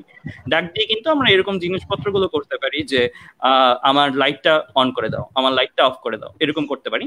তো আমার পরের টার্গেট, মানে এটা বলতে গেলে আলটিমেট টার্গেট, সেটা হচ্ছে আমাদের টিম থেকে বা এই বাংলাদেশ থেকে যেন এরকম একটা জিনিস লঞ্চ হয়, যেন একটা এডুকেশন অ্যাসিস্ট্যান্ট, এডুকেশনের জন্য ভয়েস অ্যাসিস্ট্যান্ট, যেমন এখন প্রশ্ন করতে হলে তাদেরকে টাইপ করতে হচ্ছে, এটাও যেন করতে না হয়, যেমন ডাক দিল অপার ভাইয়া, সো আমি বললাম হ্যাঁ তোমার প্রশ্নটা অটোমেটিক প্রোগ্রামের মাধ্যমে যেন এটা হয়। আমি 10 লক্ষ 20 লক্ষ প্রশ্ন, সম্ভাব্য প্রশ্ন, সেই প্রশ্নগুলো আমি আগেই রেকর্ড করে রাখছি। সো সে একটা প্রশ্ন করলো, সেই প্রশ্নটা যেন রিকগনাইজ করে আমার ভয়েসের মাধ্যমে সেটা অ্যান্সার সে দিয়ে দিতে পারে। তো এই রকম টার্গেট আছে কিছু। তো এগুলো ইনশাল্লাহ যদি সবকিছু অনুকূলে থাকে তাহলে ইনশাল্লাহ এটা সম্ভব। লাস্টের হচ্ছে পরিকল্পনাটা খুব অসাধারণ পরিকল্পনা একটা, যে ভয়েস অ্যাসিস্ট্যান্টের মাধ্যমে হচ্ছে যে হ্যাঁ আসলেও যেটা সত্যি কথা যে পড়ালেখার সিস্টেম কিন্তু আস্তে আস্তে চেঞ্জ হয়ে যাবে। যেমন বর্তমান সময়ে যেমন করোনা ভাইরাসের কারণে কিন্তু অনেক কিছু আসলে আমরা বাস্তবতা বুঝতে পারি। যেমন বেশিরভাগ স্টুডেন্ট বাড়িতে চলে গিয়েছে করোনা ভাইরাস পরিস্থিতিতে বন্ধ দেওয়ার পর। তারা কিন্তু জানতো না এত লং টাইম তাদের একটা ছুটির মধ্যে থাকতে হবে। তারা কিন্তু বেশিরভাগ স্টুডেন্ট বই খাতা কোনো কিছু না নিয়ে চলে গেছে। তো যখন একটা স্টুডেন্ট বই খাতা না নিয়ে চলে গেছে, তখন কিন্তু স্টুডেন্টদের বইয়ের জন্য হাহাকার, যে আমার বই নাই, আমি কি পড়বো, যে আমার হচ্ছে যে তখন যদি পিডিএফটা থাকে, যখন পুরো পৃথিবীটা বা বাংলাদেশের পুরো এডুকেশন সিস্টেমটা যখন পিডিএফ সিস্টেমের মধ্যে চলে আসবে, তখন কিন্তু স্টুডেন্টদের বই নিয়ে আর দৌড়ানো লাগবে না। যেমন এখন বিদেশে যেটা করে বেশিরভাগ যারা দেখা যায় বড় বড় ইউটিউবার অনেকে আছে, যে স্টাডি উইথ মি এরকম অনেকগুলো প্রোগ্রাম আছে, তারা ভিডিও করে, তারা সবাই কিন্তু আইপ্যাড ইউজার। দেখা যায় বিদেশে হচ্ছে যে আইপ্যাড ইউজ করে, প্রচন্ড আইপ্যাড ইউজ করে সেখানে, যে আইপ্যাডের মধ্যে পড়ালেখা থেকে শুরু করে সবকিছু। তো ওইসব দেশে কিন্তু মানে ওরা ফিজিক্যাল বুকের ব্যবহার অনেক কমে গেছে। তো বাংলাদেশও ওইদিকে যাবে। তো সেটার জন্য আসলে কাউকে স্টেপ নিতে হবে, যে ভাইয়াদের যে স্টেপ গুলা, সেটা হচ্ছে যে আসলে খুব ভালোই স্টেপ, যে এবং যে পরিকল্পনা সেটা অনেক ভালো পরিকল্পনা। আমার মনে হয় যে আজকে এই ফ্রেমে আমরা যারা আছি, আমরা কিন্তু অনলাইনে কাজ করতেছি, আর আমরাই মনে করি যে এখানে ইয়াং মানুষেরা বেশিরভাগই আছি। তো এই উদ্যোগগুলো কিন্তু আমাদের মধ্যে থেকেই নিতে হবে, নাহলে কিন্তু এই উদ্যোগ কখনো বাস্তবায়িত হবে না, বা হইলেও এটা যেটা 10 বছর আগে হওয়ার কথা ছিল সেটা 10 বছর পরে হবে। মানে অন্যান্য দেশে এসে আমাদের দেশে একটা বিজনেস প্ল্যাটফর্ম হিসেবে এটা ক্রিয়েট করবে। বাট জিনিসটা কিন্তু আমাদের থেকে বরং আরো বাইরে যাওয়ার সম্ভাবনা থাকে, কারণ একটা জিনিস যদি আমরা সেইভাবে ডিজাইন করতে পারি তাহলে কিন্তু অনেক স্পন্সরই সাড়া দিবে, আর আমরা আলটিমেটলি সেগুলো অন্যান্য কান্ট্রির জন্য সেরকম ভাবে একই মডেলটা রেপ্লিকেট করতে পারি। তো আমার অ্যানিমেটেড ক্লাসরুম একটা কথা ছিল, সেটা নিয়ে একটু কথা বলি। অ্যানিমেশনের ব্যাপারটা নিয়ে আমি একটু বলবো যে ফিজিক্স পড়াচ্ছি, ফিজিক্সের ক্ষেত্রে স্পেশালি আমি অনেক কিছু ফেস করতাম, যে আমাদের যেহেতু সিকিউ সিস্টেম, তো সিকিউ সিস্টেমে যে অনেকগুলো জিনিস এটা ঘটলো, এটা ঘটলো, অনেক ক্ষেত্রে ভিজুয়ালাইজেশনটা প্রপারলি সম্ভব হয় না। মানে আমার এইখান থেকেই মনে হলো যে আলটিমেটলি এই জিনিসগুলো তো খুব সিম্পল অ্যানিমেশনের মাধ্যমে খুব ইন্টারেক্টিভ করা যায় আর খুব সুন্দর করে বোঝানো যায়। আমি উদ্দীপকটাকে মুখে বলবো না, আমি উদ্দীপকটাকে দেখাবো, দেখলো, দেখার পরে সে বুঝলো হোয়াটস হ্যাপেনিং, তারপরে সে অ্যান্সার করলো। সো এই কনসেপ্টটা থেকে আসলে অ্যানিমেশনে আসা। আমাদের অ্যানিমেশনটা এখন মানে আমার প্রথম দিককার অ্যানিমেশন গুলো দেখলে এখন নিজেরই লজ্জা লাগে। সো আমার যেন এমন হয় যে আজকে থেকে 1-2 বছর পরে যে অ্যানিমেশন গুলো আমরা একটা গেমস লেভেলে নিয়ে যেতে পারি। কারণ আমি ফারহানকে অলরেডি একদিন দেখাইছিলাম যে PS5 কয়েকদিন আগে লঞ্চ হলো, তো ওইটার রেজলিউশন দেখো আর PS1 এর গেমগুলোর রেজলিউশন দেখো বা গ্রাফিক্স গুলো দেখো। তো আমাদের টার্গেট এটা যে এটা ডে বাই ডে আপগ্রেড করে করে ওই লেভেলে নিয়ে যাও যেন তাদের কাছে এটা মনে হয় যে একটা গেমস তারা খেলতেছে, একটা এক্সপিরিয়েন্স তারা করতেছে। পড়াশোনাটা যেন একটা অর্জনের বিষয় না থাকে, বরং একটা অভিজ্ঞতার বিষয় হয়ে যায়। খুবই ভালো আইডিয়া প্লেয়ার। এবং হচ্ছে যে চ্যালেঞ্জের ব্যাপারটা আর কি কি হচ্ছে যে একটু পপ আপ করো প্রশ্ন। আমার তো প্রশ্ন শেষ হয়ে গেছে, এখন হচ্ছে যে কিছু পপ আপ করো প্রশ্ন। আমরা হচ্ছে কিছু প্রশ্ন উত্তর সেশন করি, ওরা তো আমাদের কথাই শুনলো এতক্ষণ। হ্যাঁ, ওদের থেকে কিছু নেওয়া দরকার আমার মনে হয়। ওরা প্রত্যেকবারই হতাশা জানায় যে ওদের কমেন্ট পড়া হয় না। হ্যাঁ, আজকে ওদের কমেন্ট পড়া হবে। একজন ফেসবুক ব্যবহারকারী আমাদের কাছে কমেন্ট করেছে যে অপার ভাইয়া এবং চিন্ময় ভাইয়ের ফিজিক্স ক্লাস অনেক ভালো লাগে। এই সব খালি ফেসবুক ইউজার আসতেছে কেন? বাস্তব নাম দিয়ে কি কেউ কমেন্ট করে না? না, তার কমেন্ট দেখা যায় না, সব উঠতেছে উপরে ফেসবুক ইউজার। আচ্ছা, একটা প্রশ্ন এসেছে যে লিংকটা ব্যবহার করে করলে মনে হয় নাম আসবে, মানে সরাসরি প্রশ্ন করতে ওই লিংকটা ব্যবহার করে করলে মনে হয় নাম আসবে। হচ্ছে স্ট্রিমিয়ার থেকে যদি সিয়াম হচ্ছে যে টাইম যদি একজন প্রশ্ন করছিল, একজন প্রশ্ন প্রশ্নটা চলে গেছে ভাইয়া। একজন প্রশ্ন করছিল মানে খুব তার জন্য মানে ইম্পর্টেন্ট একটা প্রশ্ন, সেটা হচ্ছে যে সে হচ্ছে ফার্স্ট ইয়ারে খুব একটা ভালো করে পড়াশোনা করে নাই। হ্যাঁ, তো এই জন্য সে এখন সেকেন্ড ইয়ারে উঠবে। তো সে যেহেতু ফার্স্ট ইয়ারে ভালো করে পড়াশোনা করে নাই, তো সে চাচ্ছে যে একটা ইয়ার ড্রপ দিতে। তো এটা সে করবে কিনা, এইটা একটা প্রশ্ন আমি দেখছিলাম একজন স্টুডেন্ট করলো। তো এটা একটা উত্তরটা দিলে মানে ভালো। চিন্ময়, যে সে হচ্ছে ইন্টার ফার্স্ট ইয়ারে ভালো করে পড়ে নাই, সে হ্যাঁ আমি বলবো সে ইয়ার ড্রপ দিতে চাচ্ছে। হ্যাঁ, সে ইয়ার ড্রপ দিতে চাচ্ছে, কিন্তু সে কি করবে? তার কি ইয়ার ড্রপ দেওয়া উচিত হবে, নাকি সে সেকেন্ড ইয়ার থেকেও ভালো করে পড়াশোনা করলে সে পারবে ইনশাল্লাহ এইচএসসি তে ভালো করতে? অ্যাকচুয়ালি টাইম এখনই শেষ হয়ে যায়নি। ইভেন এমনও হয় যে টেস্টের পরেও অনেকে খুব ভালো পারফর্ম করতে পারে। আমি আমার নিজের যদি পার্সোনাল এক্সপিরিয়েন্সের কথা বলি, তখন আমি অ্যাকচুয়ালি ফার্স্ট ইয়ারে বলতে গেলে এক রকমের একটা মানে ফাঁকি দিয়েছিলাম। মানে অত ভালো মতো পড়ি নাই, অত সিরিয়াসলি আমি নেই নাই জিনিসটাকে। আমি ভেবেছি 9-10 পর্যন্ত আমি যেভাবে পড়েছি স্কুলে খুব ভালো রেজাল্ট করে আসছি, আমি 11ও ফাটাই দিব। কিন্তু 11-এ ফাটার পরিবর্তে যখন দেখাচ্ছি নিজেই ফেটে যাচ্ছিলাম, তখন লাস্টের দিকে যেটা হলো, সেই ইয়ার চেঞ্জ পরীক্ষার সময় একটু ভালো মতো পড়ার আমি ট্রাই করলাম। এমনও হলো যে আমি হয়তো দিনে 3-4 ঘন্টা ঘুমাচ্ছি, বাকি সময় পড়তেছি, এরকম হচ্ছিল। কারণ আমার সিলেবাস অনেক বাকি ছিল, আমাকে পড়তে হচ্ছিল টানা। তো এটা করার ফলে যেটা হলো, আমার ইয়ার চেঞ্জ পরীক্ষাটা ভালো হলো, কিন্তু ইয়ার চেঞ্জ পরীক্ষার পরে 1 মাস পরে আমি অসুস্থ হয়ে গেলাম, এবং ভালো লেভেলের অসুস্থ হয়ে গেলাম। আমাকে ডাক্তার দেখাতে হলো যে আমার মানে দেখা গেল যে হাই বিপি দেখা গেল কিছুদিনের জন্য, হাই বিপি। তখন ডাক্তার বললো কেন, কিরকম অবস্থা? আমি তো বললাম যে আমি এরকম টানা রাত জেগে পড়তাম হাবিজাবি। তখন বললো যে এটা তো করা ঠিক হয়নি। তখন আমি বুঝেছি যে এটা করা ঠিক হয়নি। কিন্তু পরে আমার কাছে যেটা মনে হয়েছে, কেউ যদি এখন ফার্স্ট ইয়ার ফাঁকি দিয়ে থাকে বা কম পড়ে থাকে, সেক্ষেত্রে সেকেন্ড ইয়ারে এনাফ টাইম আছে পড়ার জন্য, অ্যাকচুয়ালি এনাফ টাইম আছে। ইভেন আমি দেখা গেছে আমি যে জিনিস টেস্টের পরে পড়েছি, সেটা অনেকেই দেখা যাবে যে টেস্টের আগে থেকে পড়লেও এটা পারবে, কোনো সমস্যাই না। কিন্তু তাই বলে এটা না যে তুমি টার্গেট নিবা তুমি টেস্টের পর থেকে পড়বা, তার আগে কিছু পড়বা না, এটা না। একটা মানে ফ্লো থাকতে হবে। তুমি যদি ফ্লোটা না ক্রিয়েট করো, তোমার যদি শুরুতে যেটা বলে যে তোমার স্পিডটা না থাকে, তোমাকে কষ্ট করে পরে স্পিডটা উঠাতে হবে। এমন না যে তুমি একটা রেসে পিছিয়ে পড়ে গেলা, তুমি আর পরে সেটা পারলা না, এরকম না। তোমার তখন অ্যাক্সেলারেশনটা বেশি হতে হবে, তোমার তখন ত্বরণটা বেশি থাকতে হবে। এখন এই ত্বরণটা উঠানোর ক্ষমতা তোমার যদি থাকে, অবশ্যই তোমার আছে, সবার ব্রেনেই কিন্তু ত্বরণটার ক্ষমতা আছে, সেটা কিন্তু তোমার কনফিডেন্সটা থাকতে হবে। তুমি যে বলছো যে তুমি এখন যেটা বলে যে ইয়ার ড্রপ দিবা, এটা কিন্তু মানে লো কনফিডেন্সের একটা বিশাল বড় লক্ষণ, এটা কখনোই ঠিক না। ইয়ার ড্রপ দেওয়া কখনোই ভালো একটা সলিউশন না। তোমার কাছে এখনো এনাফ টাইম আছে। ইভেন করোনার কারণে আমরা কিন্তু এনাফ টাইম পাচ্ছি। তুমি নর্মাল টাইমে এখন ক্লাসে স্টাডিতে থাকলে কিন্তু এই টাইমটা পেতা না।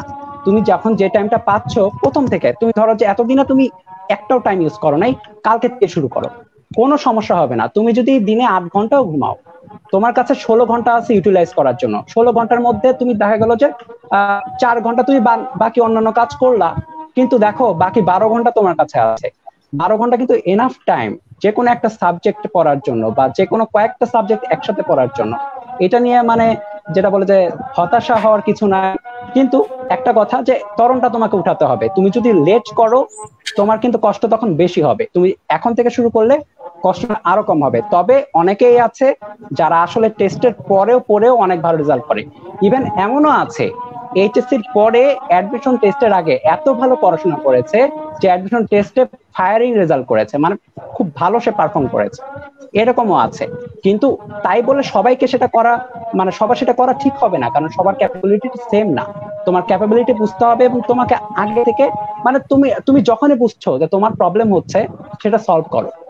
যত তুমি সলভ করবা তোমার চাপটা কমে আসবে, আস্তে আস্তে দেখবা যে তোমার তখন স্পিডটা তুমি ধরে ফেলছো এবং আস্তে আস্তে তুমি পার পেয়ে যাবে এবং ভালোভাবে সেটা পার পেয়ে যেতে পারবে। মানে আমি যদি একটু কিছু অ্যাড করি মাঝখানে, ব্যাপারটা হচ্ছে ফিজিক্সের ভাষায় বললে জড়তার সূত্রে পড়া যাবে না, না পড়ার জড়তার সূত্রে। যে স্থির বস্তু আসলে তুমি স্থির থাকা যাবে না, নিজের উপর বল প্রয়োগ করতে হবে, বল প্রয়োগ করে একটা গতি অর্জন করতে হবে, সেই গতিতেও থাকা যাবে না, একটু পর পর নিজেকে বল দিতে হবে, গতিটা একটু পর পর বাড়াতে হবে। আর কোনো কিছুরই শেষ নাই, মানে অনেক স্টুডেন্ট দেখি ইয়ার ড্রপ দেয়, কোনো কিছুই মানে তোমার সম্ভাবনা যদি তুমি আজকে থেকেও শুরু করো তোমার সম্ভাবনা জিরো থাকবে না, যত দ্রুত শুরু করবে তত সম্ভাবনা বাড়বে। আর হচ্ছে যে আজকে শুরু করো, আজকের দিন থেকে স্টার্ট করো, কালকে থেকে শুরু করবে, কাল আর কখনোই আসে না, মানে হচ্ছে যে কালকে আর কোনোদিনই আসে না, তো আজকে থেকে স্টার্ট করো। আজান দিচ্ছে।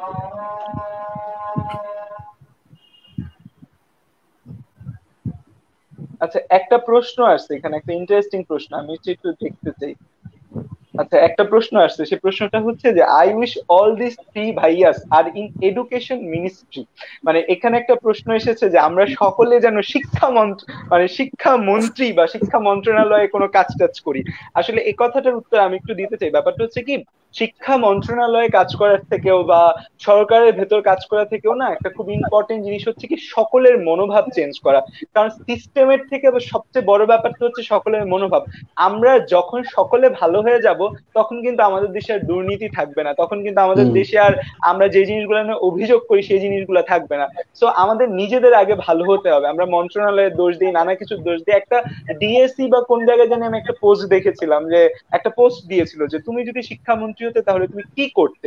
সেখানে কিন্তু একজনও ভালোভাবে উত্তর দিতে পারেনি যে সে কোন কোন স্টেপ গুলো নিয়ে সবকিছুর সমাধান করতো। তো সমাধান আসলে আমরাই, আমরা যখন সবাই ভালো হয়ে যাব তখন সবকিছু সমাধান হয়ে যাবে। তো আমরা সকলে আসলে চাই যে তোমাদের মনোভাবটা চেঞ্জ করতে, এবং এই যে আমরা নানা রকম খারাপ কাজে নিজেদের জড়িয়ে ফেলি, সেখান থেকে আমরা যেন বেরিয়ে আসতে পারি এবং পজিটিভিটি ছড়িয়ে দিতে পারি সব দিকে, সেই ধরনের মেন্টালিটি আমরা ক্রিয়েট করতে চাই তোমাদের মধ্যে। তো আমাদের কারো এডুকেশনাল মিনিস্ট্রি হতে হবে না, তোমাদের যদি আমরা সঠিকভাবে নার্সিং করতে পারি তাহলেই সেটা দেশের জন্য অনেক বড় কিছু নিয়ে আসবে। এবং আচ্ছা একটা প্রশ্ন আসছে, যে এই প্রশ্নটা আমি একটু ফারহানকে করতে চাই। ফারহানকে দেখলে মনে হয় ফারহান অনেক পড়ালেখা করে, ওর চুল উস্কো খুস্কো হয়ে থাকে সারাদিন পড়ালেখা করতে করতে। তো হচ্ছে এই প্রশ্নটা হচ্ছে যে মানে একটা পপুলার প্রশ্ন, যে সব মানে যে কোনো ভাই আসলেই তাকে প্রশ্নটা মানুষ করবে যে ভাই দিনে কত ঘন্টা পড়া দরকার আর কত ঘন্টা পড়া হচ্ছে স্বাস্থ্যকর, ঠিক আছে, মানে দিনে কত ঘন্টা পড়া উচিত। ফারহান তোমার কি মনে হয়? প্রশ্নটা মনে হয় সাদাবের দেওয়া উচিত উত্তরটা, দ্বিতীয় প্রশ্ন যে স্বাস্থ্যকরের বিষয়। আচ্ছা দ্বিতীয় প্রশ্নটার অ্যান্সার আমি দিব না, স্বাস্থ্যকর। ফারহান এখন আপনি কিছু বলো। ফারহানকে দেখা যায় যে অনেক মানে একটা উদাহরণ কিন্তু আমরা চিন্ময়ের মাধ্যমে ইতিমধ্যে পেয়ে গেছি, যে আসলে চিন্ময় একটা মানে জলজ্যান্ত উদাহরণ, যে মানে দেখেছে যে আসলে কিভাবে স্বাস্থ্য খারাপ হচ্ছে, এবং মানে ইনস্ট্যান্টলি হয়তো বা বিষয়গুলো বুঝতে পারা যায় না বা টের পাওয়া যায় না, কারণ মানুষের শরীর মানে টলারেবল, অনেক কিছু নিয়ে নিতে পারে। আমার আচ্ছা ঠিক আছে আচ্ছা আমি একটু বলি যে আমার পার্সোনাল ব্যাচে একটা স্টুডেন্ট ছিল, সেই স্টুডেন্টটা মানে খুব একটা ব্যাড এক্সপিরিয়েন্স আমার জন্য। আমার পার্সোনাল ব্যাচে একটা স্টুডেন্ট ছিল আমার কিছু বছর আগে। সেই স্টুডেন্টটা প্র্যাকটিক্যালের জন্য মানে সারা বছর সে প্র্যাকটিক্যাল করেনি, হঠাৎ করে প্র্যাকটিক্যালের প্রতি সে প্রচন্ড প্রেসার দিচ্ছে যে কয়েকদিন প্রায় সপ্তাহ খানেকের ওপর সে প্র্যাকটিক্যাল করেছে, যে 24 ঘন্টার মধ্যে 2-3 ঘন্টা ঘুমিয়ে প্র্যাকটিক্যাল খাতাগুলো কমপ্লিট করেছে। এবং আলটিমেটলি কিছুদিন পর সেই ছেলেটার দেখা গেল মানসিক সমস্যা দেখা দিয়েছে, এবং সেই ছেলেটা নানা আমরা যেগুলোকে বলি যে সাইকোলজিক্যাল অনেকগুলো প্রবলেম ক্রিয়েট হয় তার মধ্যে, এবং তাকে সাইকিয়াট্রিস্ট দেখানো লাগে, এবং আলটিমেটলি তার 3 বছর লস হয়ে যায়। এবং এখনো মানে প্রায় মানে প্রতি বছরই ছেলেটা আমার কাছে কয়েক মাস পর পর আসে যে পড়বে, তার বাবা মা জোর করে নিয়ে আসে বা তার বাবা মা বুঝিয়ে সুঝিয়ে নিয়ে আসে, সে আমার কাছে পড়তে আসে, এবং আসার পর কয়েক মাস পর পর আবার চলে যায়, কয়েকদিন পর পর আর আসে না, মানে সে পড়ালেখা করবে না আর। তো যে ছেলেটা আমাদের স্কুলে একদম টপার ছিল এবং একটা কলেজে পড়তো, সেই কলেজেও খুব ভালো স্টুডেন্ট ছিল, ইয়ার ফাইনালে আগে প্র্যাকটিক্যালের পেছনে অতিরিক্ত জোর দেওয়ার কারণে সে দেখা যায় ডেইলি 20-22 ঘন্টা প্র্যাকটিক্যাল করতো, এবং সেটার কারণে এক সপ্তাহ সে ঘুমায় নাই। তো এই এক সপ্তাহের যে ইফেক্টটা পড়ে, সেই ইফেক্টের কারণে সে এখনো ফার্স্ট ইয়ার ফাইনালি পাস করতে পারেনি, যেখানে তার বন্ধুরা অলরেডি এক একজন নানা মেডিকেলে চান্স পেয়ে পড়ালেখা করছে অলরেডি। তো দেখা যায় লাইফে কোনো কিছুর জন্য একদম অতিরিক্ত কিছু করা যাবে না, যে সবকিছুর মধ্যে আসলে লিমিটে থাকা ভালো। এবং আমাদের বডির ক্ষেত্রে আমাদের স্বাস্থ্য, বিশেষ করে রাতে ঘুমানোটা খুব উচিত। যে মানে আমি যদি ইসলামিক প্রেক্ষাপট থেকে বলি বা যে ধর্মের প্রেক্ষাপট থেকে বলি, সাইন্টিফিক প্রেক্ষাপট থেকে বলি, মানে এমন কোনো প্রেক্ষাপটে পাওয়া যাবে না বা এমন কোনো সূত্র বা এমন কোনো তুমি সাইন্টিফিক ডাটা বা এমন কোন ধর্মীয় গ্রন্থের কোন একটা বেদবাক্য বা কথা তুমি আনতে পারবে না যেখানে বলছে যে তুমি রাত জেগে থাকো বা তুমি কম ঘুমাও। সব জায়গায় রাতে ঘুমানো এবং সকালে ঘুম থেকে ওঠাকে গুরুত্ব দেওয়া হয়েছে, এবং আমাদেরও এই জিনিসটা একটু জোর দেওয়া উচিত যে আমরা রাতে ঘুমিয়ে সকালে ওঠা। এবং পড়ালেখা আসলে তুমি যদি কম ঘুমাও সেটাই তোমার জন্য অস্বাস্থ্যকর। মানে সকল সাইন্টিফিক স্টাডিজে আমাদের এই যে তোমরা যারা 16 থেকে 24-25 বছর বয়স পর্যন্ত আছো, তোমাদের জন্য 7 ঘন্টা হচ্ছে একটা সুইটেবল ঘুমানোর টাইম। 6 থেকে 7 ঘন্টা ঘুমানো এনাফ। এর বেশি যদি ঘুমাও তখন তোমার জন্য সেটা হচ্ছে খারাপ। তো অবশ্যই মিনিমাম 6 থেকে 7 ঘন্টা ঘুমানো উচিত, এবং চেষ্টা করা উচিত যে রাতে ঘুমানোর দিকে একটু জোর দেওয়া উচিত, যে early to bed early to rise, এই যে একটা অনেক পুরাতন কথা আছে, এই পুরাতন কথাটাকে একটু মেনে চলা উচিত। এখন ফারহান একটু বলুক যে ডেলি কত ঘন্টা পড়া ফারহান উচিত। ফারহান ডেলি কত ঘন্টা পড়তা, বা তুমি তোমার স্টুডেন্টদের কত ঘন্টা পড়তে বলো? আচ্ছা, তো এই কোশ্চেনটা অনেক কমন একটা কোশ্চেন যে ডেইলি ভাই আমরা কতক্ষণ পড়বো, কত ঘন্টা পড়বো। তো এই কোশ্চেন আসলে এরকম হওয়া উচিত যে ভাইয়া কতক্ষণ ইফেক্টিভলি পড়বো। মানে কথা হচ্ছে অনেকে এরকম করে যে বই পড়তে থাকে আর সাইডে ধরেন মোবাইল থাকে, মোবাইল তো একটু পরপর মাল্টিটাস্কিং যেটাকে আমরা বলি, হ্যাঁ। তো পড়াশোনা করতে থাকে, করতে করতে হঠাৎ একটা নোটিফিকেশন আসলো, সে মোবাইলে চলে গেল। তো আলটিমেটলি সে যেটা পড়ছিল সে ধরো সে হচ্ছে 30 মিনিট ধরে বা 40 মিনিট ধরেই পড়ছিল একটা পড়া। তো মাঝখান দিয়ে হঠাৎ করে সে কি করলো, সুইচ করলো হচ্ছে সে মোবাইলে হয়তো কোনো ফেসবুকে কোনো নিউজ ফিডে আর কোনো নোটিফিকেশন আসছে। তো এভাবে করে না আসলে মানে ইফেক্টিভলি পড়াটা হয় না।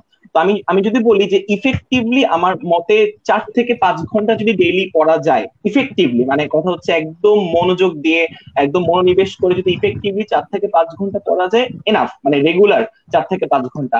আর পড়াটা আসলে কিরকম হবে, অনেকে আমরা মনে করি যে টিচারদের কাছে পড়তেছি, প্রাইভেটে পড়তে গেলাম বা যে কোনো অনলাইনে পড়ছি, আমরা ইউটিউবে ভিডিও দেখছি, তো ওই পড়াগুলোকে না ঘন্টা আকারে তারা কাউন্ট করে যে হ্যাঁ আমি এতক্ষণ পড়ে ফেললাম। মানে আসলে নিজে বাসায় 4 থেকে 5 ঘন্টা ইফেক্টিভলি পড়া উচিত। নিজে বাসায় তোমার বই দেখে, তারপর হচ্ছে তোমার বইয়ের প্রত্যেকটা লাইন বুঝে বুঝে পড়ে, তারপর হচ্ছে সেই অনুযায়ী তোমার নিজে একটা নোট বানাবা। মানে নিজের যে সময়টা, ওই নিজের সময়টা আমার মতে 4 থেকে 5 ঘন্টা হওয়া উচিত। 4 থেকে 5 ঘন্টা। ওই প্রাইভেটে তুমি যে পড়ছো কিংবা কোনো স্যারের কাছে পড়ছো বা কোনো অনলাইনে পড়ছো, তো ওই সময়টা আসলে নিজের পড়াটার সময়টার সাথে ইনক্লুড করাটা উচিত হবে না। তুমি শিখছো, তুমি তোমার স্যার প্রাইভেট বলো বা অনলাইনে পড়া বলো, সেখান থেকে তুমি শিখছো। শিক্ষাটা তোমার ভালো করে রপ্ত করার জন্য তোমার নিজের সময় দিতে হবে। আর মূল বইটা অবশ্যই পড়তে হবে, যেটা অনেকে আমরা পড়ি না, এটা সত্যি কথা, যেটা মূল বই আমরা পড়ি না, হ্যাঁ। তো দেখা যায় যে ফিজিক্সের কথা যদি আমি বলি, অনেকে কি করে, অনেকে হচ্ছে সূত্র মুখস্থ করে অঙ্ক করতে যায়। তো ওই সূত্রের ব্যাখ্যাগুলো তার ভালো না জানার কারণে বা সূত্রের যে ওই সূত্রটা কিভাবে আসছে বা ওই সূত্রটা কি কথা বলে সেই জিনিসগুলো না জানার কারণে আসলে সে যখন অঙ্কগুলো সলভ করতে যায়, তো ভালো করে আর অঙ্ক সে সলভ করতে পারে না। তখন সে মনে করে যে আমার দ্বারা মনে কিছু হবে না, অনেক কঠিন পড়াশোনা, তখন সে পড়াশোনাটা একদম ছেড়ে দেয় বা পড়াশোনা করতেই চায় না, একদম মানে একদম ওইটা থেকে অনেক ডিটাচড হয়ে যায়। তো আমি বলবো যে মূল বইটা তুমি যদি বুঝে বুঝে পড়ো, তো মূল বইয়ের কোনো লাইন না বুঝলে তো সমস্যা নেই, আমাদের তো অনলাইন প্ল্যাটফর্ম আছে। ফিজিক্স এর কথা যদি বলি, চিন্ময় ভাইয়ের ভিডিও গুলো অত্যন্ত অসাধারণ ভিডিও। তারপর হচ্ছে আমাদের অপার ভাইয়ার হচ্ছে এনিমেটেড ভিডিও গুলো আছে। তারপর 10 মিনিট স্কুলের রাতুল খান ভাইয়ার হচ্ছে আগের কালের লাইভ গুলো আছে। তুমি কিন্তু চাইলে ওখান থেকে ভিডিও দেখে দেখে একটু ধারণা তোমার চলেই আসবে। তো ওই ধারণা তোমার মাথায় তো আসেই। তারপরে তুমি যদি মেইন বইটা ভালো করে পড়ো, এই যে মেইন বই যে তুমি পড়ছো, ওই মেইন বইয়ের পড়ার টাইমিংটা আসলে মূল টাইমিং, যে তুমি যে নিজে পড়ছো 4 থেকে 5 ঘন্টা এনাফ আসলে একটা ইন্টারমিডিয়েট স্টুডেন্টের জন্য, আমার যেটা মনে হয়। আর সাইন্টিফিক্যালি যে ব্যাপারটা বললো ফারহান, এটাকে দুইটা ভাগে ভাগ করা হয়, একটাকে বলে শ্যালো ওয়ার্ক আর একটাকে বলে ডিপ ওয়ার্ক। তুমি যদি দেখা যায় সবকিছু পড়ার সাথে সাথে মোবাইল অন্যান্য কাজ করো, তাহলে এটা শ্যালো ওয়ার্কের মধ্যে পড়ে। তো তুমি যতই শ্যালো ওয়ার্ক করো সেটার কোনো মানে খুব বেশি উপকার হয় না। তো সেখানে আমাদের ডিপ স্টাডি করা উচিত, যে একদম ডেডিকেটেড টাইম পিরিয়ড। তো ফারহানের কথা থেকে যদি আমি বলি, তাহলে ফারহান বলেছে একদম ডেডিকেটেড টাইম পিরিয়ড পড়ালেখার জন্য তোমার নিজের যদি হয়, তাহলে সেটা মিনিমাম 4 to 5 আওয়ার এনাফ। আচ্ছা, একটা প্রশ্ন এসেছে, এটা আমি একটু আশিক ভাইকে করতে চাই, যে কেমিস্ট্রির ম্যাথ, মানে কেমিস্ট্রি সাবজেক্টটা একটু হচ্ছে যে মানে অন্যান্য সাবজেক্ট গুলো থেকে একটু আলাদা মনে হয় আমার কাছে। কারণ কেমিস্ট্রিতে একই সাথে থিওরির উপর একটা বিশেষ জোর দিতে হয়, কেমিস্ট্রিতে ম্যাথমেটিক্স এর উপর একটা জোর দিতে হয়। যদিও এখনকার বইগুলোর মধ্যে ম্যাথমেটিক্স অনেক বেশি দেওয়া, তাও থিওরি না বুঝলে বা হচ্ছে যে অনেক ডিপলি না জানলে জিনিসগুলা স্টুডেন্টরা ম্যাথ নিয়ে খুব ভেজাল করে ফেলে কেমিস্ট্রি ম্যাথে। তো কেমিস্ট্রি ম্যাথ নিয়ে কিছু টিপস যদি হচ্ছে আশিক ভাই দিত স্টুডেন্টদের উদ্দেশ্যে। আচ্ছা, প্রথমেই বলি যে আসলে আমরা যখন ইন্টারমিডিয়েটে সায়েন্সের সাবজেক্ট গুলো নিয়ে ডিল করতে চাই, আমরা না এটাকে একটা প্যাটার্ন বা একটা টাইপে ফেলতে চেষ্টা করি। যে আচ্ছা, ম্যাথ আমাদের এই চ্যাপ্টারে ধরো ইন্টিগ্রেশন চ্যাপ্টার বা পরাবৃত্ত চ্যাপ্টার বা ম্যাট্রিক্স চ্যাপ্টার, এই টাইপের ম্যাথ গুলো হওয়া সম্ভব। এগুলোর মধ্যে থেকে আসলে কমন পড়বে, যেমন বাজারে এসি আহমেদ স্যারের বই আছে, কেতাবউদ্দিন স্যারের বই আছে, তারপরে পূর্বে হারুনুর স্যারের বই ছিল। আর ফিজিক্স এর কথাও যদি বলি, যে স্টুডেন্টরা ম্যাথমেটিক্যাল প্রবলেমস গুলোকে একটা টাইপের আন্ডারে নিয়ে আসতে চায়। হ্যাঁ, আমরা হয়তো বা সাময়িক ভালোর জন্য বা কলেজের রেজাল্ট বা এইচএসসি পরীক্ষার জন্য এই টাইপ গুলোতেও গুরুত্ব দেই, যে হ্যাঁ তোমরা এই টাইপের ম্যাথ গুলো করবে, এগুলোর মধ্যে থেকে পরীক্ষায় আসবে। কিন্তু কেমিস্ট্রির ক্ষেত্রে, শুধুমাত্র কেমিস্ট্রি না, আসলে ফিজিক্স ম্যাথের ক্ষেত্রেও কথাটা সমানভাবেই প্রযোজ্য, যে আমরা থিওরি কতটুকু পড়ছি। ঠিক আছে, যেহেতু এখন আমাদের গ এবং ঘ নাম্বার প্রশ্নে ম্যাথমেটিক্যাল প্রবলেমই বেশি থাকে। কেমিস্ট্রিতে হয়তো বা মাঝে মাঝে থিওরি আসে, কিন্তু ফিজিক্সে কখনোই তোমরা দেখাতে পারবে না যে সৃজনশীল আসার পর থেকে কোথাও ম্যাথের পরিবর্তে কোনো সূত্রের প্রতিপাদন এসেছে। আর ম্যাথে তো এটা সম্ভবই না। তো কেমিস্ট্রিতে একটা স্টুডেন্ট যখন ম্যাথমেটিক্যাল প্রবলেম গুলো সলভ করবে, তাকে থিওরি গুলো খুব ভালো মতন পড়া লাগবে। এবং শুধুমাত্র ওই থিওরি গুলোও নয়, এর সাথে সাথে কি কি ব্যতিক্রম হতে পারে সেখানে। আসলে কেমিস্ট্রি জিনিসটাকে আমরা কি একদম প্র্যাকটিক্যালি ডিল করি, কেমিস্ট্রি এবং বায়োলজি এই দুইটা সাবজেক্টকে। তো কেমিস্ট্রিতে যতগুলো না সাধারণ নিয়ম থাকে, তার ব্যতিক্রম নিয়ম থাকে তার চেয়ে অনেক বেশি। তো এতে করে হয় কি, যেমন আমি যদি তোমাকে কেপিকেসি ম্যাথের কথা বলি, তারপরে অম্লক্ষার টাইট্রেশনের কথা বলি, কিংবা জারক বিজারক সমতাকরণের ম্যাথের কথা বলি, তুমি দেখবে যে প্রতিটা টপিকে তোমার ভিন্ন ভিন্ন টাইপের পেছনে অনেকগুলো থিওরি কাজ করে। যে কখনো দেখবে যে এই ম্যাথের টাইপটা টাইপ ছিল না, আসলে এটা আসলে একটা থিওরির কিছু অংশ, যেটা ম্যাথে পরিণত হয়েছে বা ম্যাথে রূপান্তরিত হয়েছে একটা সময় পরে, বা থিওরিটা ডিরাইভ করতে করতে। তো আমরা ওইটাকেও একটা টাইপ বানিয়ে ফেলেছি। তো এই টাইপ গুলো করলে সমস্যাটা হয় কি, যে স্টুডেন্ট ধরে নেয় যে আমার ওই বিকারে এই দ্রবণটাই থাকবে, এই দ্রবণের জায়গায় অন্য দ্রবণ দিয়ে দিলে সে তার তুল্য সংখ্যা কিভাবে দেখাচ্ছে, সে তার যোজনীর পরিবর্তন কিভাবে করছে, অথবা সে কিভাবে বিয়োজিত হচ্ছে, এই জিনিসগুলো আর বুঝতে পারে না। এবং সৃজনশীলের খুব গুরুত্বপূর্ণ একটা জিনিস, যে তুমি হুবহু কিছুই কমন পাবে না। তুমি যদি বিগত মানে যখন থেকে সৃজনশীল এসেছে তখন থেকে যদি বোর্ড কোশ্চেন গুলো অ্যানালাইসিস করতে থাকো, তুমি দেখবে না যে কোথাও হুবহু কোশ্চেন চলে এসেছে বা একই টাইপের কোশ্চেন এসেছে। তারা কি করছে, তারা বিভিন্ন ধরনের উদ্দীপক সেট করছে। কেমিস্ট্রিতে যদি বিশেষভাবে বলি, যে কেন স্টুডেন্টরা ভয় পেয়ে যায় মূলত, আমি আমার ভিডিও ক্লাসগুলোতেও এটা সম্পর্কে খুব বলি, যে একটা জিনিস তোমাদেরকে যখন আমি কোশ্চেন দিচ্ছি বিবৃতি আকারে, তখন তোমরা ম্যাথটা করতে পারছো ঠিকই, কিন্তু একই ম্যাথটা তোমাকে আমি বিকারের ছবি সহ বা স্ট্যান্ডের ছবি সহ দিয়ে দিলাম, অথবা সেখানে একটা বস্তুকে জ্বালানো হচ্ছে, দহন হচ্ছে, এই জিনিসগুলো, এই ছবিগুলো, উদ্দীপকগুলো এইভাবে দিয়ে দিলে না স্টুডেন্টরা অনেক ঘাবড়ে যায়। যেমন অপার একটু আগে বলছিল যে আমরা যদি ফিজিক্সের মডেল গুলোকে গেমের আকারে বা অ্যানিমেশন আকারে নিয়ে আসি, স্টুডেন্টদের কাছে খুব ভালোভাবে রিপ্রেজেন্ট করা সম্ভব। এবং স্টুডেন্টরা খুব ভালো মতন বুঝতে পারে জিনিসটা। কিন্তু কেমিস্ট্রিতে সবসময় আমি উল্টোটা দেখে এসেছি, যে স্টুডেন্টরা বিকার দিলে ম্যাথ সলভ করতে পারছে না, অথবা গ্যাস চ্যাপ্টারে যদি আমি ম্যাথ দেখাই সেখানে দুইটা আলাদা আলাদা বক্সের মধ্যে দুই ধরনের গ্যাস দেওয়া হয়েছে, তাদের মধ্যে ইন্টারলিঙ্ক, আমরা সবাই আংশিক চাপের ম্যাথ করেছি। তো তখন স্টুডেন্টরা না ঘাবড়ে যায়। অথচ একই কথা তুমি তাকে কথা দিয়ে বলো যে হাইড্রোজেন এবং অক্সিজেন বা নাইট্রোজেন গ্যাসকে মিশ্রিত করা হলো, তখন কি ধরনের আংশিক চাপ হবে, তারা সুন্দর মতন ম্যাথ করে দিয়ে চলে আসছে। তখন আমার মনে হয় যে স্টুডেন্টরা মূলত টাইপে ফোকাস করতে গিয়ে এই জিনিসটার মধ্যে একটা গন্ডগোল করে ফেলেছে। তারা ধরে নেয় যে আংশিক চাপের এই 4 ধরনের ম্যাথ হয় এবং এর বাইরে আসলে ম্যাথ হতে পারে না। তো তখন স্টুডেন্টকে আসলে থিওরি গুলো স্টাডি করতে হয়, কেস গুলো স্টাডি করতে হয়, যে আমরা কি কি ধরনের কেস গুলো পেতে পারি। আচ্ছা, সবসময় যে কেস গুলো সমানভাবে ফ্রুটফুল হবে এমনও না বিষয়টা। ওখানে এককের কিছু ব্যতিক্রম ধর্মিতা থাকে, যে কেমিস্ট্রিতে আমরা ফিজিক্সের তোমাদের একটা চ্যাপ্টার খুব মিলে যায় ইন্টারমিডিয়েটে, সেটা হচ্ছে গ্যাস চ্যাপ্টারটা। আমরা ফিজিক্সে সব আদর্শ গ্যাস চ্যাপ্টারে করে আসছি, সবকিছুর একক ছিল এসআই একক। কেমিস্ট্রিতে যখন পরিবেশ রসায়নে গ্যাসের ম্যাথ করতে চাই, ভাইয়া এসআই একক দিয়ে ম্যাথ গুলো আর হচ্ছে না। আমরা দেখতে পাচ্ছি সব জায়গায় এক্স্যাক্টলি এটিএম, তারপরে লিটার চলে আসছে বা সিসি চলে আসছে। এখানে স্টুডেন্টরা একটা ধাক্কা খায় যে আমরা তাহলে ফিজিক্সের সাথে ইন্টারলিঙ্ক করে চ্যাপ্টারটা কি পড়তে পারবো না? হ্যাঁ, পুরো চ্যাপ্টারটা আসলে এভাবেই পড়া সম্ভব। এমনকি আমি অনেক ক্ষেত্রে ফিজিক্সের চ্যাপ্টার 10 যদি আগে পড়িয়ে ফেলি, সেক্ষেত্রে পরিবেশ রসায়নের ম্যাথ গুলো নতুন করে আর দেখানোর প্রয়োজনই মনে করি না। শুধুমাত্র তাকে এককের কনভার্সন গুলো শিখিয়ে দেই এবং সহজেই সে ম্যাথ পারে। হ্যাঁ, দুই একটা অংশ আলাদা আলাদা করে সংযুক্ত করা লাগে, যেমন ব্যাপনের ম্যাথ গুলো, ব্যাপন হারের ম্যাথ গুলো বা আংশিক চাপের ম্যাথ গুলো। কিন্তু স্টুডেন্টদেরকে যে জিনিসটাতে জোর দিতে হবে যে তারা এককের রূপান্তর গুলো শিখছে কিনা। কেন একটা একক যখন এটিএম থেকে সিসিতে হচ্ছে অথবা মিলিমিটার পারদচাপ হচ্ছে, এই জিনিসগুলোতে তারা ফোকাস করছে না। তারা ওই যে ঘুরে ফিরে একটা কথাতেই এসে থেমে যাচ্ছে যে এই টাইপের ম্যাথ গুলো কেমিস্ট্রিতে এই চ্যাপ্টার থেকে হয়, আমি এগুলাই প্রিপারেশন নিয়ে যাবো, এগুলা থেকে আসলে লিখলাম, না আসলে পারবো না। তো আমার কথা হচ্ছে তুমি এককের কনভার্সন গুলো খুব ভালো মতন শিখবে এবং ম্যাথের টাইপ বানানোর আগে তার থিওরিটা একটু আলোচনা করবে, যে এই ম্যাথের যে সূত্রটা আসলো, এই সূত্রটা আসলে কিভাবে হলো।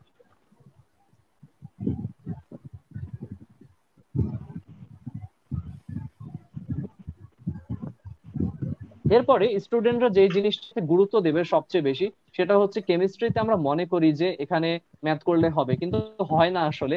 এই জিনিসটাকে প্রায় 60-40 বলা যায়, থিওরি এবং ম্যাথমেটিক্যাল পোর্শনটা। যে আমি থিওরি এত পার্সেন্ট পড়বো এবং এখান থেকে ম্যাথ এত পার্সেন্ট হবে। কারণ কেমিস্ট্রিতে তুমি অ্যাডমিশনেও যদি লক্ষ্য করো, যে বুয়েটের অ্যাডমিশন টেস্টে সেখানে 20টা কোশ্চেন থাকে এবং 20টা কোশ্চেনে কখনোই 20টা ম্যাথ থাকে না কেমিস্ট্রিতে।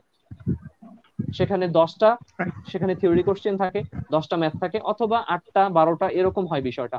আর সৃজনশীলের ক্ষেত্রেও যখন আমরা বোর্ড পরীক্ষাগুলোতে যাই অথবা তোমার কলেজের পরীক্ষাগুলোতে, একটা সময় ছিল যখন আমাদের সৃজনশীল প্রশ্নগুলো এভাবে হতো যে উদ্দীপক একটা থাকবে এবং ওই উদ্দীপকের উপরে ক খ গ ঘ 4টা প্রশ্ন হবে। কিন্তু এখন কিন্তু জিনিসটা ওরকম আর হয় না। এই জিনিসটা ট্রেন্ড ফিজিক্স, কেমিস্ট্রি, বায়োলজি সবকিছুতেই বদলে গেছে, ম্যাথেও বদলে গেছে। যে উদ্দীপক এক ধরনের, ক খ ওই উদ্দীপক থেকে না, এমনকি ওই চ্যাপ্টার থেকেও না, এটা অন্য আরেকটা চ্যাপ্টার থেকে, শুধুমাত্র গ ঘ ওই উদ্দীপকের সাথে মেলে। তো এতে করে হয় কি, আগে স্টুডেন্টরা কি করতো, যে ম্যাথ বা থিওরি কমন পাওয়ার জন্য, কেমিস্ট্রির কথাই যদি বলি, চ্যাপ্টার ভাগ করে পড়ে নিত, যে এই চ্যাপ্টার থেকে গত বছর এসেছে, এই চ্যাপ্টারটাকে বাদ দেয়া যায়, যেহেতু আমরা বোর্ডের প্যাটার্নে এই জিনিসটা ছোট থেকে ফলো করি, যে এই বছর বর্ষাকাল রচনা এসেছে, পরের বছর বর্ষাকাল আসবে না, মানব জীবনে বিজ্ঞান আসবে। তো এই জিনিসটাতে স্টুডেন্টরা ধরা খেয়ে যায় বোর্ড পরীক্ষায় আসলে বা অ্যাডমিশনে আসলে। তো তাদেরকে আমি বলবো যে থরলি পুরো জিনিসগুলো পড়তে, পুরো চ্যাপ্টারটা পড়তে। কেমিস্ট্রি অনেক সহজ হয়ে গেছে। তারা যদি পূর্বের সিলেবাসটা দেখে, যখন হাজারিন স্যার বই, কবির স্যারের বইয়ে আমাদের বড় ভাইয়া আপুরা পড়ে এসেছে, অনেক মোটা মোটা বই ছিল, অনেকগুলো করে চ্যাপ্টার ছিল। এখন চ্যাপ্টার কিন্তু 5-5-10টা টোটাল। এটা কিন্তু ভাবাও যায় না যে কেমিস্ট্রি মাত্র 10টা চ্যাপ্টারে ইন্টারমিডিয়েট লাইফটা কভার হয়ে যাচ্ছে। তো আমি বলবো যে চ্যাপ্টার যেহেতু কমে এসেছে, ভিতরের টপিক কিন্তু কমেনি, ভিতরের টপিক কিন্তু আগের গুলোই আছে। তো এগুলো থরলি পড়তে হবে। আর ম্যাথমেটিক্যাল প্রবলেম গুলো সলভ করা শিখতে হবে থিওরির ভিত্তিতে, এবং টাইপ করে নিতে চাইলে তারা টাইপ করতে পারে অবশ্যই। এতে করে খেয়াল করতে হবে কোনো টাইপ যাতে আবার বাদ না পড়ে, যে না এই চ্যাপ্টারে 5টাই টাইপ আছে এমন কোথাও আসলে সিওরিটি নেই। ওই চ্যাপ্টারে আসলে 10টা টাইপ আছে, তুমি হয়তো বাকি 5টার থিওরি পড়োনি দেখে ওই বাকি 5টা চেনোই না। তো এই হচ্ছে কেমিস্ট্রি ম্যাথ রিলেটেড প্রবলেম গুলোর জন্য সলিউশন। আচ্ছা, একটা প্রশ্ন, ধন্যবাদ আশিক ভাইয়াকে। একটা প্রশ্ন অনেকক্ষণ ধরে ভেসে আছে।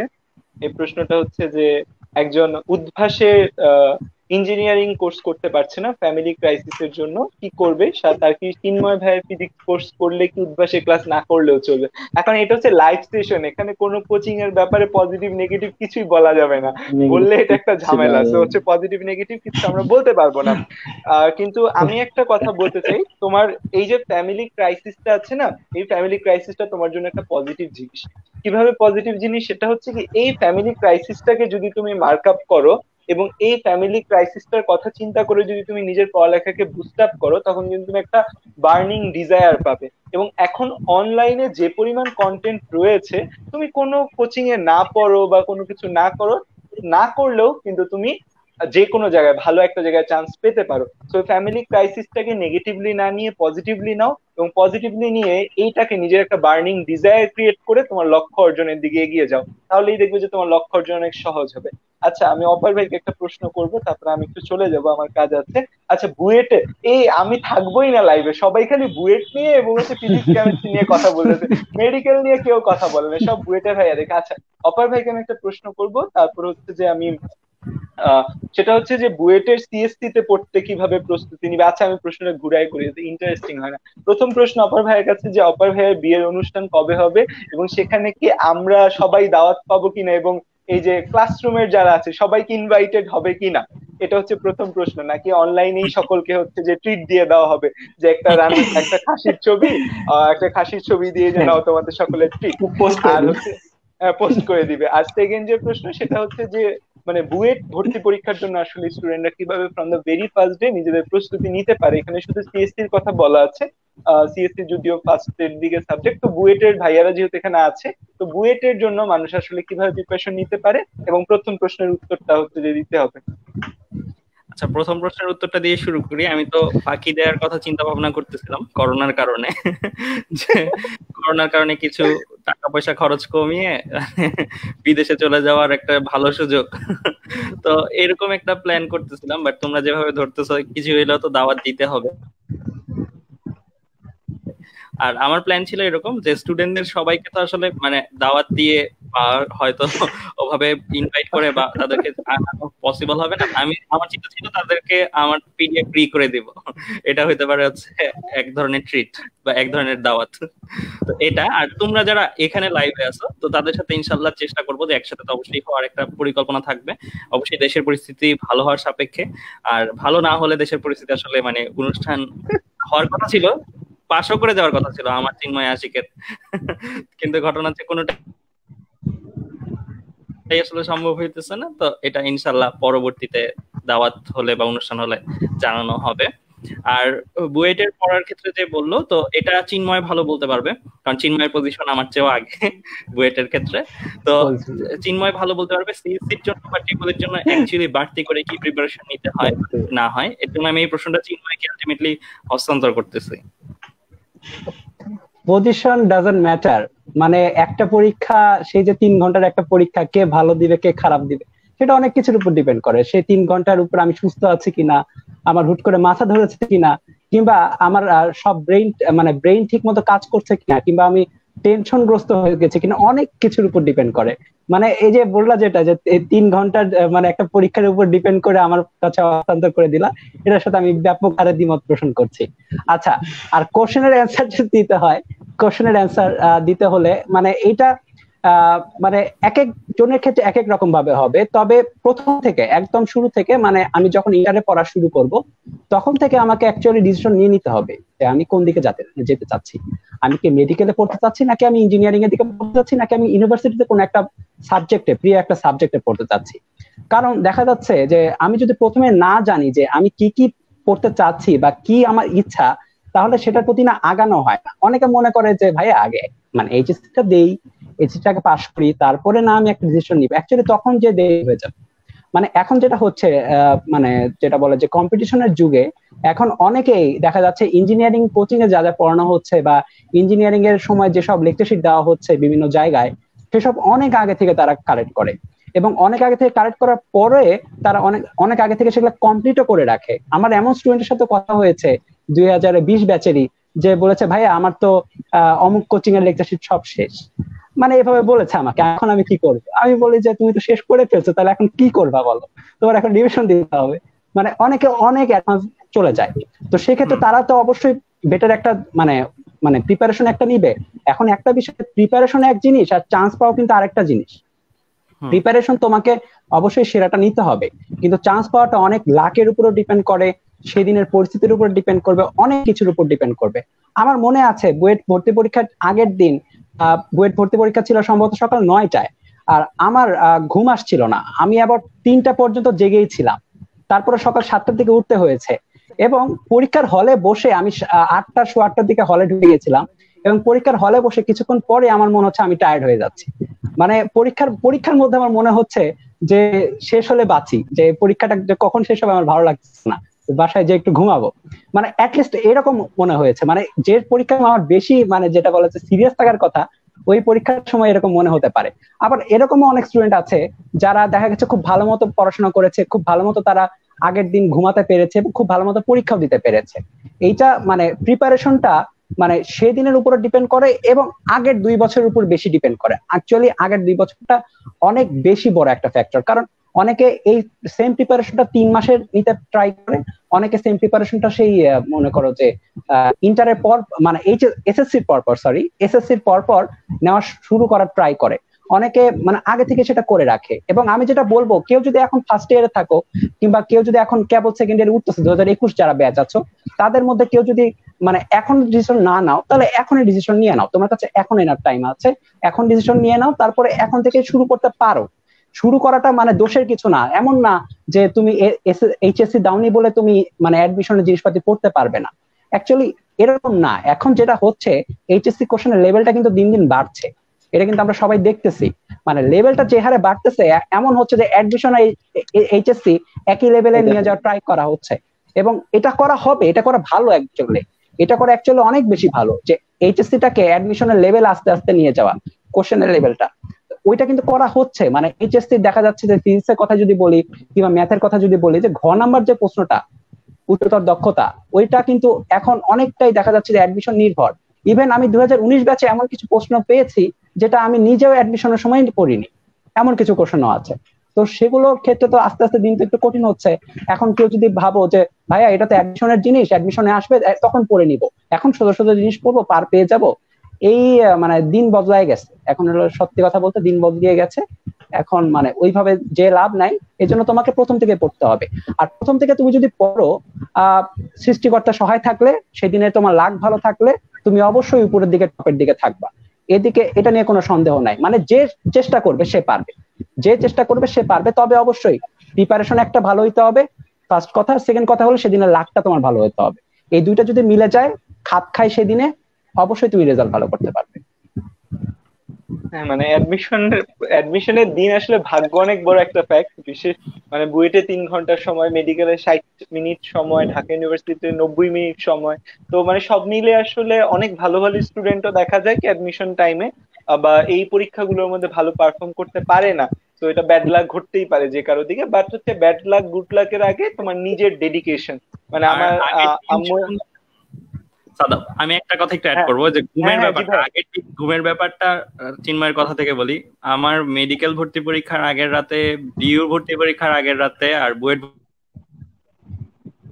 ভর্তি পরীক্ষার আগের রাতের এক রাতে আমি ঘুমাইতে পারিনি, মানে টোটালি সজাগ ছিলাম। বুয়েট ভর্তি পরীক্ষার আগের রাতে ঘুমাইতে তো পারি নাই, আর একটা খুব বাজে সিদ্ধান্ত নিয়েছিলাম সকাল 7টার বাজে। পরীক্ষা ছিল কয়টা বাজে পরীক্ষা হয়েছিল চিন্ময়? আমাদের 9টায় মনে হয়। আমাদের পরীক্ষা কি 9টার দিকে হয় না? 9টার দিকে, ঠিক 6টার দিকে মনে হয়, মানে 3 ঘন্টা আগে আমার যত মনে আছে, মানে যাবো আর 1 ঘন্টা পরে। ওই সময় আমি আমার কাছে উদ্ভাসের কিছু প্রশ্ন ছিল, সেগুলো সলভ করতে বসি। এটা সবচেয়ে বাজে সিদ্ধান্ত ছিল, কারণ উদ্ভাসে এমন অনেকগুলো কোশ্চেন থাকে যেগুলো অ্যাকচুয়ালি মানে বুয়েট লেভেলের চেয়েও বেশি। সো আলটিমেটলি ওই প্রশ্ন না, মানে আরো হাই লেভেলের, মানে বলতে গেলে মানে যেগুলো অ্যাকচুয়ালি মানে প্রয়োজন নাই আর কি, নিষ্প্রয়োজন। তো ওই প্রশ্নগুলো আমি সলভ করতে গেলাম, তো সলভ করতে যে আরো বেশি হতাশ হয়ে গেছে, কনফিডেন্স লেভেল ঠিক যাওয়ার আগেই প্রায় 0 করে নিয়ে যাচ্ছিলাম আর কি, এরকম একটা সিচুয়েশন হয়েছিল। আর চিন্ময়ের মতো নয় যে আমি 8:30টার দিকে পরীক্ষার হলে ঢুকার পরে আবার বের হয়ে যাই। প্রথমে মাথা হেড ডাউন করেছিলাম, আমার তখন প্রচন্ড ঘুম পায়।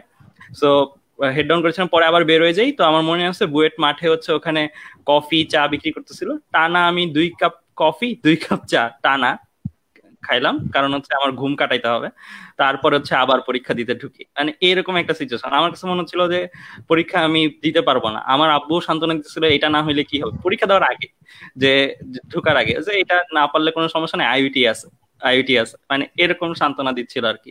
এইরকম একটা সিচুয়েশনের মধ্যে দিয়ে আসলে পরীক্ষা দিলাম। সো যেটাতে এক্সপেকটেশন বেশি থাকে, তো সেটাতে অ্যাকচুয়ালি এই জিনিসটা ঘটে বেশি। সো এর জন্য আমার স্টুডেন্টদের প্রতি উপদেশ থাকবে যে মানে একটু লাইটলিও নেওয়া দরকার, একটু হার্ডলিও নেওয়া দরকার। কারণ আমি বেশি হার্ডলি নিয়ে ফেলছিলাম, এর জন্য আমি ঘুমাইতে পারিনি। আমার কাছে মনে হয় যেটা, যে আরেকটু লাইটলি নিলে আমার কাছে মনে হয় আরেকটু বেটার পরীক্ষা দেওয়া যেত, আরো সবকিছু বেটার হইতো।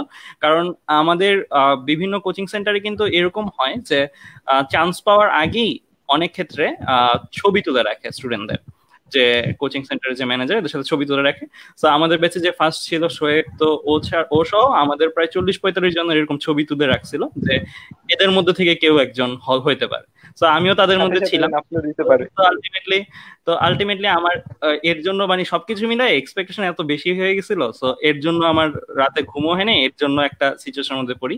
তো যাক, আলহামদুলিল্লাহ সবকিছুই পরবর্তীতে ওরকমও না যে হতাশ হয়ে গেছিলাম, আমি যেটাই আমার ভাগ্যে হয় সেটাতেই পজিটিভ থাকি সবসময়।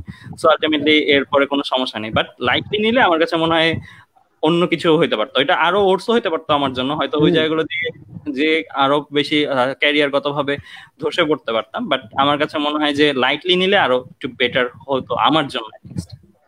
সাদাবের জন্য অনেকগুলো প্রশ্ন আসতেছে।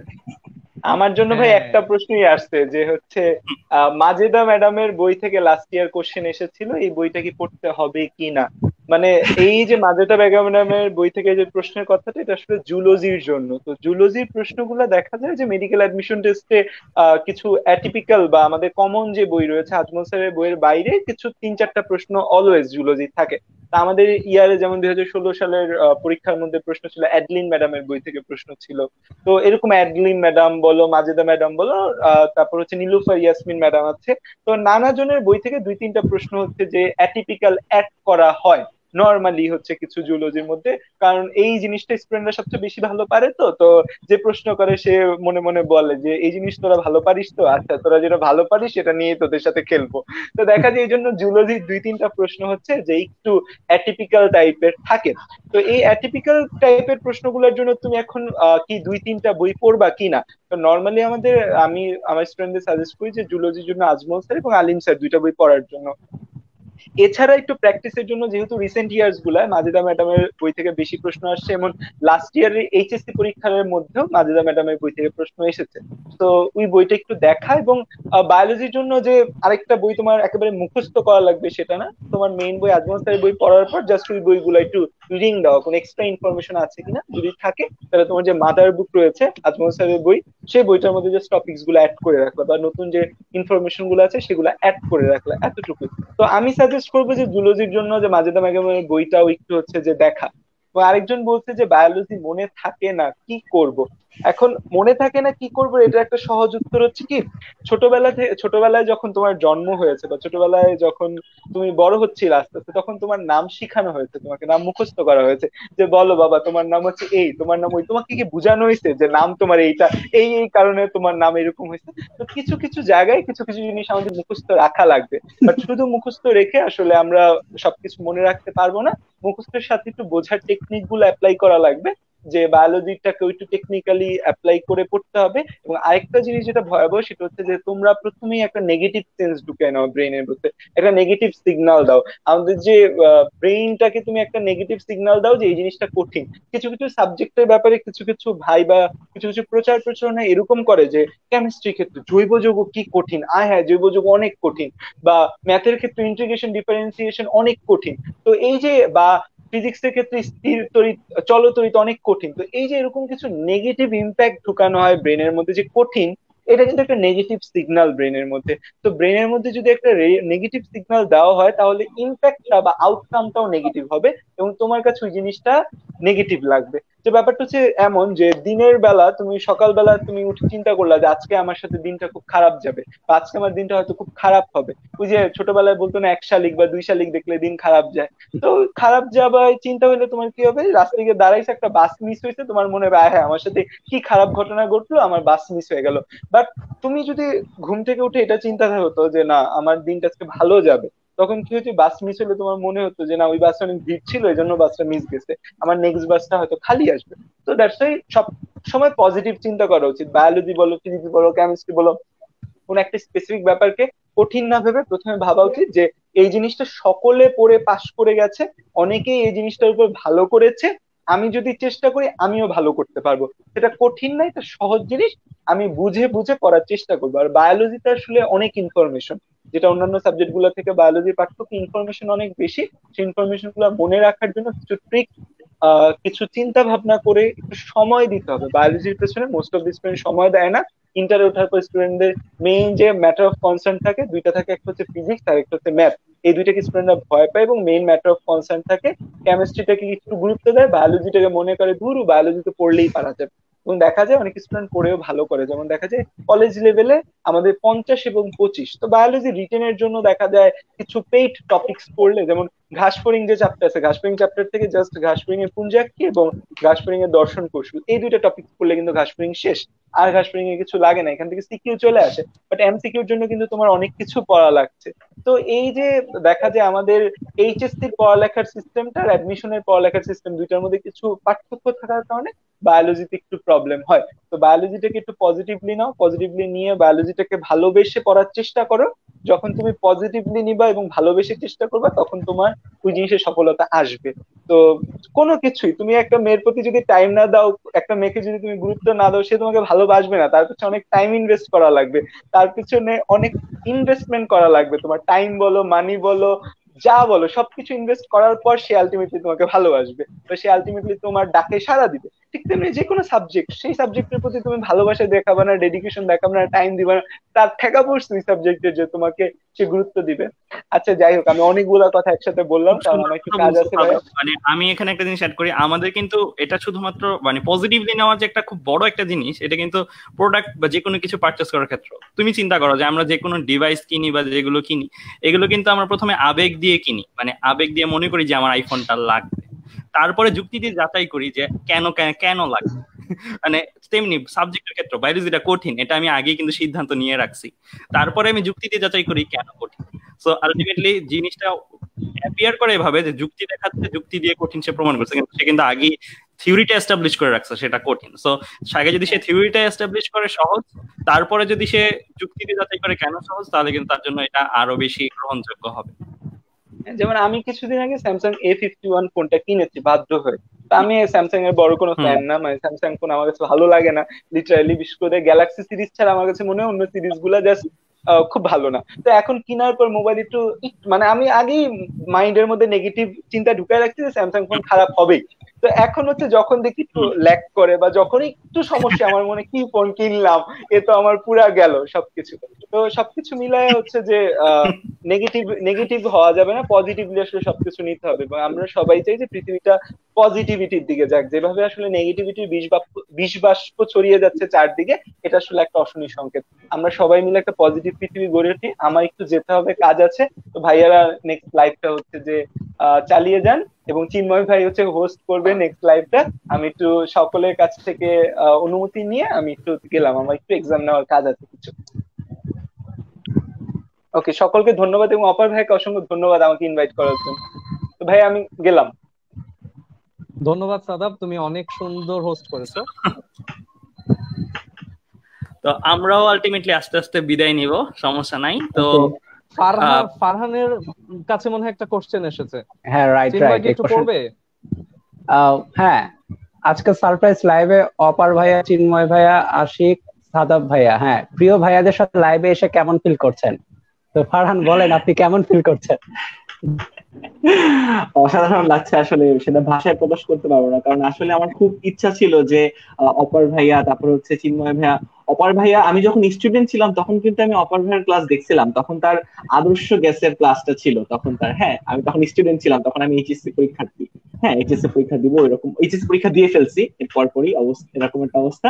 ইভেন চিন্ময় সাহা ভাইয়া উনার ভিডিও আমি স্টুডেন্ট থাকাকালে দেখছিলাম, ভিডিও উনার উনাদের ক্লাস। তো তাদের সাথে লাইভ করতে পারবো, এটা আসলেই মানে এই আনন্দটা ভাষায় প্রকাশ করতে পারবো না। অনেক ভালো লাগছে আসলে। ঠিক আছে, আপনাদের সাথে একসাথে লাইভে আসতে পেরে সত্যি অসাধারণ। আমি আমি অনেক honoured, I am honoured. Farhan কিন্তু আমাদের যে জুনিয়র হইলো, আমার কাছে মনে হয় যে ওর ভবিষ্যৎ, ওর সম্ভাবনা, ওর ডেলিভারি আমার কাছে মনে হয় যে আমার চেয়ে অ্যাটলিস্ট ও মানে অনেক বেটার। আমি অনেক কিছু কিন্তু ওর থেকে নেই। মাঝে মাঝে আমি বলি যে ফারহান তুমি আমাকে কন্টেন্ট দাও, আমি এটা স্লাইডে দিব। তো ফারহান আমাকে হেল্পও করে এই ব্যাপারগুলোতে। ফারহান মানে প্রচন্ড ডেডিকেটেড একটা ছেলে, মানে আমার দেখা।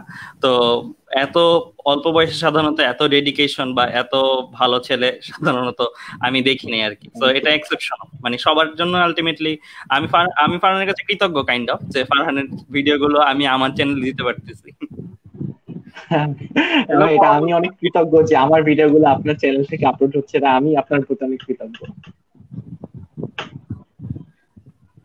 অপার, ফারহান, চিন্ময় সবাইকে পেয়ে আমরা অনেক গর্বিত, এবং তোমরা সামনে অনেক ভালো করবে এবং দেশ এবং দশের সেবায় নিজেদেরকে নিয়োজিত রাখবে, ব্যক্তি স্বার্থকে ঊর্ধ্বে রেখে। আচ্ছা, আমরা লাইফকে দীর্ঘায়িত করব না, আর দুটো না একটি প্রশ্নই নেব, যেটা দুটো প্রশ্নেরই আসলে উত্তর দেবে আমাদের। সেটা হচ্ছে যে ঢাকা ইউনিভার্সিটির জন্য প্রশ্ন এসে আছে দুজন স্টুডেন্টের পক্ষ থেকে, যে ঢাকা ইউনিভার্সিটির অথবা ঢাকা ইউনিভার্সিটির এ ইউনিটের জন্য কিভাবে প্রিপারেশন নেব বা কি ধরনের অ্যাডভাইস হতে পারে। তো চিন্ময়কে দিয়ে আমরা শেষ করি আজকে লাইভের প্রশ্ন উত্তর সেশনটা। চিন্ময়, কিভাবে আমরা আসলে ঢাকা ইউনিভার্সিটি, সেটা এ ইউনিট হোক বা যে কোনো ইউনিট হোক, আমরা সাম্প্রতিককালে দেখেছি যে ঢাকা ইউনিভার্সিটি তাদের পরীক্ষা পদ্ধতিতে কিছুটা পরিবর্তন এনেছে। তো আমরা কিভাবে আসলে পড়াশোনা করলে বা কিভাবে শুরু করলে আমরা খুব ভালো একটা ফলাফল করতে পারবো বা ঢাকা ইউনিভার্সিটিতে একটা সিট পাবো? আচ্ছা, ঢাকা ইউনিভার্সিটির বিষয়টা একটু ট্রিকি অ্যাকচুয়ালি, কারণ দেখা যায় অনেকে বেশিরভাগ যেটা করে যে ইঞ্জিনিয়ারিং প্রিপারেশন নেয়, নাহলে মেডিকেল প্রিপারেশন নেয়। তো সেক্ষেত্রে যেটা হয়, যে ইঞ্জিনিয়ারিং প্রিপারেশন নিচ্ছে তার ক্ষেত্রে বায়োলজিটা একটু বেশ ট্রিকি মনে হয়। এবং আমি সবসময় বলি যে ঢাকা ইউনিভার্সিটির ইংলিশটা অ্যান্সার করাটা সবচেয়ে মানে সাহসী লেভেলের কাজ। কেউ যদি ঢাকা ইউনিভার্সিটি ইংলিশটা অ্যান্সার করতে চায়, আমি বলবো সে সবচেয়ে সাহসী, নাহলে সে ইংলিশে অনেকটা বেশি পারদর্শী। কারণ তাছাড়া অ্যাকচুয়ালি ইংলিশে টাচ করাটা অনেকটাই দেখা যাচ্ছে কঠিন হয়ে যায়, কিংবা দেখা যাচ্ছে যে সে অ্যাকচুয়ালি মানে কোশ্চেনের অ্যান্সার মনে হবে যে সবগুলোই অ্যান্সার, এমন কোশ্চেনও থাকে।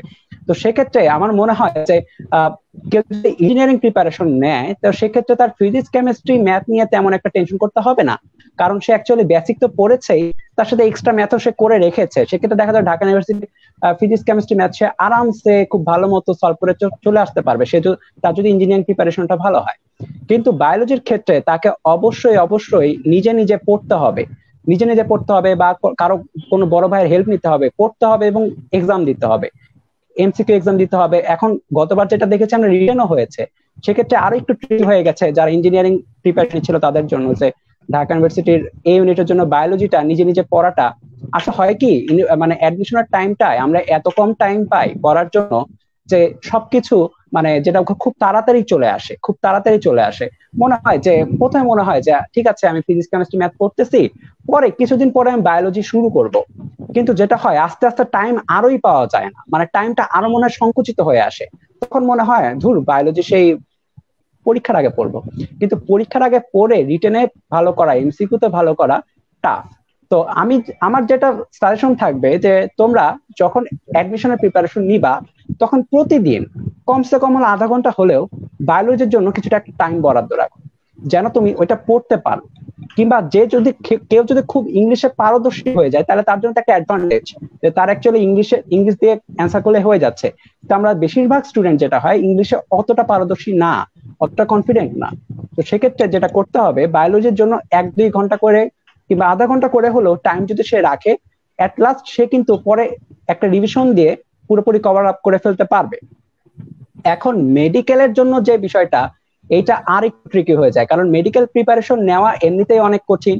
দেখা যায় মানে অনেক বেশি কম্পিটিশনের মধ্যে দিয়ে যেতে হয়। আমার যেটা নিজের মনে হয়েছে যে মেডিকেল প্রিপারেশন নেওয়াটা অনেক বেশি কম্পিটিশনের ব্যাপার, তারপর কোশ্চেন মানে এক একবার এক এক রকম হয়। আমি ঠিক ফিক্স করে বলতে পারবো না যে এই টপিক থেকে এই এমসিকিউটা আসবে। মানে দেখা যায় এমন এমন টপিক থেকে এমসিকিউ আসে বা এমন এমন বই থেকে এমসিকিউ আসে, অনেক ট্রিকি হয়ে যায়, অনেকগুলো বই পড়তে হয় মেডিকেলের জন্য। তো সেক্ষেত্রে তার আবার ফিজিক্স এর ম্যাথ কিছু এক্সট্রা দেখতে হয়, আবার কেমিস্ট্রির ম্যাথ কিছু দেখতে হয়, আবার ম্যাথ তো আছেই। তো সেক্ষেত্রে মেডিকেল যারা প্রিপারেশন নিচ্ছে তাদের জন্য কিন্তু আসলে একটু ট্রিকি, ভালো লেভেলের ট্রিকি। তো সেক্ষেত্রে আমি যেটা বলবো যে তার ম্যাথের প্র্যাকটিসটা করে রাখতে হবে।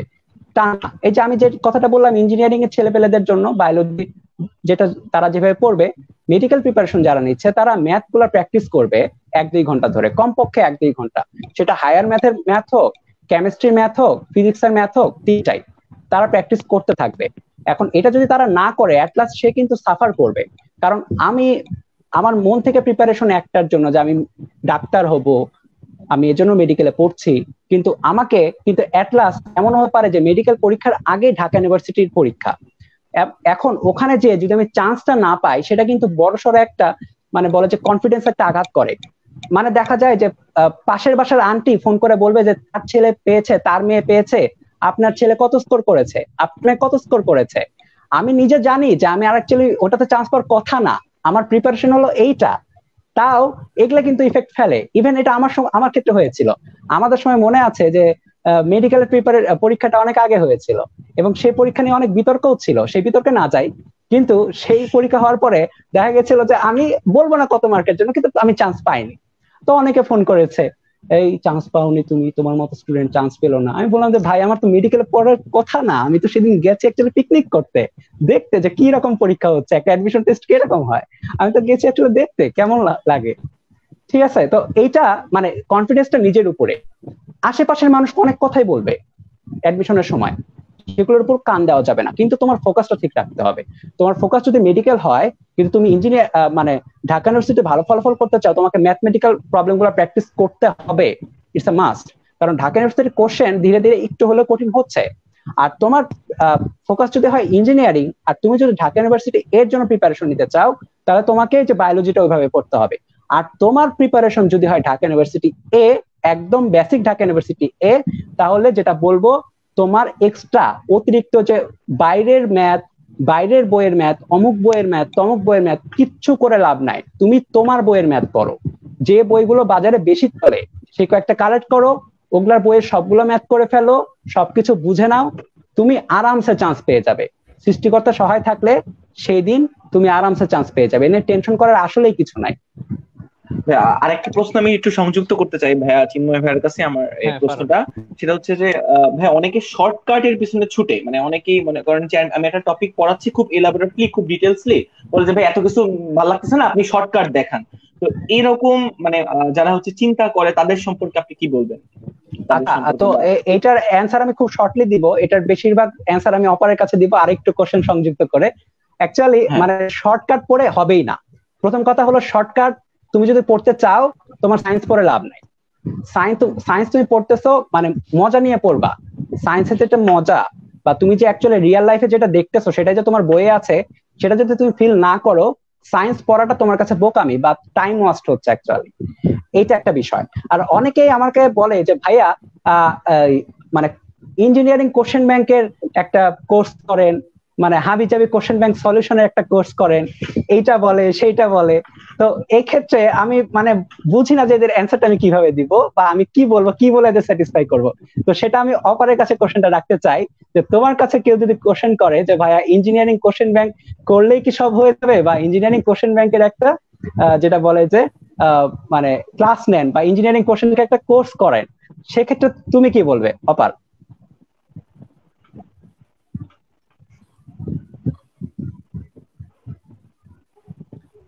হ্যালো, হ্যাঁ অপার চিন্ময়, আমার নেট কানেকশনটা নেট কানেকশনটা আনস্টেবল ছিল, আমি কোশ্চেন শুনতে পারিনি। আচ্ছা আচ্ছা, আরেকবার বলছি।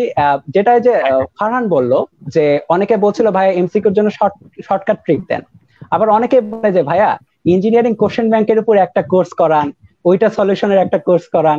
তো এইটা যখন কেউ বলে তোমাকে, তুমি সেটার অ্যান্সার কিভাবে দেবো, তাদের কিভাবে কনভিন্স করো যে এটা করার চেয়ে তোমার মেইন বই পড়াটা বেশি ইম্পর্টেন্ট? তুমি কি বলো? এটা এটা আমি বলি, যেমন শর্টকাটের ব্যাপারটা, বিশেষ করে অনেক প্রশ্ন আসে এরকম যে শর্টকাট গুলো অ্যাড করে দিলে ভালো হয়, পিডিএফ বইয়ে শর্টকাট আছে কিনা, এই শর্টকাট গুলো থাকলে ভালো হতো। তো এই জিনিসগুলো যখন বলে তখন মানে আমার যেটা উত্তর হয়, রেসপন্স, সেটা হচ্ছে মানে আমরা যারা ইঞ্জিনিয়ারিং প্রিপারেশন নিই আর যারা ডিইউ এ ইউনিটের ক্ষেত্রে শুধু শর্টকাট বেসড প্রিপারেশন নেই, তো তাদের মধ্যে তফাৎটা যেটা হয়, বেশিরভাগ ডিইউ অ্যাডমিশন টেস্টের ক্ষেত্রেই তোমরা দেখবা রেজাল্টে 1 থেকে 20-এর মধ্যে যারা চান্স পাচ্ছে তাদের বেশিরভাগই আলটিমেটলি ডিইউতে আর পড়ে না, বুয়েটে চলে আসে। বেসিক্যালি তাদের হিস্টরি যদি তুমি দেখো, ব্যাকগ্রাউন্ড, তারা প্রিপারেশন নিয়েছিল আসলে ইঞ্জিনিয়ারিং এর, বাট তাদের ডিইউ এ ইউনিট অ্যাডমিশন হয়ে গেছে। তো বেশিরভাগেরই আমার পরিচিত যারা যারা এরকম পজিশন গুলো হোল্ড করে, বা আমিও ডিইউতে চান্স পাইছি, অনেক সবাই আমি মনে করি যে বুয়েটের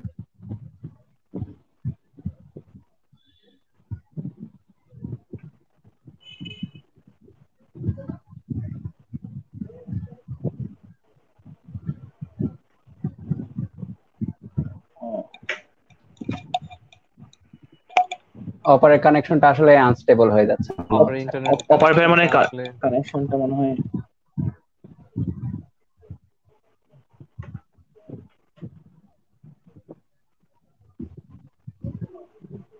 অ্যাকচুয়ালি আমরা অনেকক্ষণ ধরে কথা বলছি, আর হ্যাঁ অনেকক্ষণ, 1 ঘন্টা 24 মিনিট, অনেক কিছু নিয়ে আমরা কথা বললাম। আমাদের মনে হয় আজকে লাইভ সেশনটা এখানে শেষ করলে সমস্যা নেই। নেক্সটে কোনো যদি কারো প্রবলেম থাকে তাহলে সেক্ষেত্রে দেখা যায় 1 মাস পর কিংবা 15 দিন পর আমরা একটা লাইভ করতে পারি, সেক্ষেত্রে কোশ্চেন জোগাড় করে। অপার ভাই মানে চলে আসছে? হ্যাঁ রাইট। আচ্ছা, আমার মনে হয় আমি দুঃখিত, আসলে আমার নেট কানেকশনটা ঝামেলা করতেছিল হঠাৎ করে। বুঝতে পারছিলাম। আমি যেটা বলতেছিলাম সেটা হচ্ছে ইঞ্জিনিয়ারিং প্রিপারেশন নিয়ে আসলে ডিইউ অ্যাডমিশন টেস্টে টপ পজিশন গুলো হোল্ড করা, বা বেশিরভাগ ইঞ্জিনিয়ারিং প্রিপারেশন ছাত্রই কেন আসলে ডিইউ অ্যাডমিশন টেস্টে চান্স পায়, সেটার কারণটা হচ্ছে তারা একটা বড় নিয়মই একটা ম্যাথ করে। বড় নিয়ম বলতে অরিজিনাল বইয়ের সূত্র যেটা, সেটা দিয়ে একটা ম্যাথ করে, বাট এই ম্যাথটা সে এতবার করে, এই টাইপের ম্যাথগুলো সে এতবার প্র্যাকটিস করে যে একজন যে শুধু শর্টকাট প্রিপারেশন নিচ্ছে, শর্টকাটে হয়তো ওই সূত্রটা একটা সূত্রকেই 5টা সূত্রে কনভার্ট করা হয়। বেসিক্যালি শর্টকাট মিন্স হোয়াট, একটা সূত্রকে 5টা সূত্রে কনভার্ট করা, 5টা কেসের জন্য 5টা আলাদা আলাদা ফর্ম। সো সে ওই যে একটা প্রশ্ন আসলো, একজন সে শর্টকাট শিখে প্রিপারেশন নিচ্ছে, একজন সে ব্রড নিয়মে অনেকবার করে প্রিপারেশন নিচ্ছে, পরীক্ষা দিচ্ছে। তো যে শর্টকাট শিখে প্রিপারেশন নিচ্ছে তার মনে করতে আচ্ছা কোন সূত্রটাতে যাবে, এইটা মনে করতে করতেই যে ইঞ্জিনিয়ারিং প্রিপারেশন ছাত্র সে বড় নিয়মই ওই ম্যাথটা ততক্ষণে করে ফেলে। ততক্ষণে মানে এটা কিন্তু বড় নিয়ম, সে বারবার প্র্যাকটিস করার কারণে যেটা হয়, তার 5 লাইন 6 লাইন সে ওই 1 লাইন চিন্তা করতে করতেই করে ফেলতে পারে। কারণ শর্টকাট গুলো বেশিরভাগই শেখানো হয় কখন, এইচএসসি পরীক্ষার পরে, তখন তার জন্য এগুলো নতুন করে তার এগুলো অ্যাবজর্ব করতে হয়, নতুন করে এগুলো থিঙ্ক করতে হয়। সেটা অ্যাকচুয়ালি তার মানে যতটুকু ইনপুট নিতেছে সেই তুলনায় কিন্তু সে আউটপুট দিতে পারতেছে না। সো আমার সাজেশন তাদের জন্য এটাই যে বইয়ের যে ম্যাথগুলো এগুলো যদি বারবার প্র্যাকটিস করা হয়, তাহলে কিন্তু আলটিমেটলি বা বইয়ের অ্যাডমিশনের ইঞ্জিনিয়ারিং কোর্সের ব্যাংকের যে ম্যাথগুলো, এই আমাদের কনসেপ্ট বুকে যে ম্যাথগুলো আছে বিভিন্ন কোচিং সেন্টার, সো সেগুলো যদি বারবার প্র্যাকটিস করা হয় তাহলে কিন্তু তার ওই দখলটা চলে আসে যে শর্টকাট না শিখেও পরীক্ষায় ভালো করে পারফর্ম করা। তো এই জিনিসটা কিন্তু আমি আমার পরীক্ষার এক্সাম্পল দিয়ে যদি বলি, আমি ডিইউ অ্যাডমিশন টেস্টের জন্য, এই ইউনিট অ্যাডমিশন টেস্টের জন্য একটা সিঙ্গেল প্রিপারেশনও নেই। একটা আমি যখন ইঞ্জিনিয়ারিং প্রিপারেশন নিব বলে স্থির করছি মন, তখন আমি একমাত্র এইচএসসির পরে আমার পরবর্তী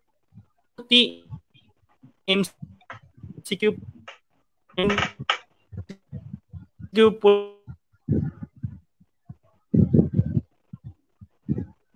চিন্ময় ভাই মনে হয় ভাইয়ার সমস্যা না? হ্যাঁ সমস্যা হয়েছে মনে হচ্ছে, সমস্যা হয়েছে। আশিক ভাইয়ের সমস্যা। হ্যাঁ, তো আমরা মনে হচ্ছে যে আমাদের লাইভটা মানে এখানে আমরা কি অপেক্ষা করবো অপর ভাইয়ের জন্য নাকি না আমাদের লাইভটা এই পর্যন্ত থাকবে? অপরকে একটা মেসেজ দেই দেখি।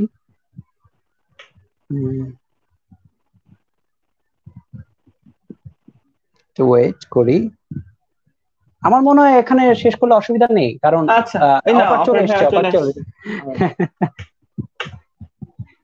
না আবার চলেও গেছে, দেখেছো আবার চলে গেছে।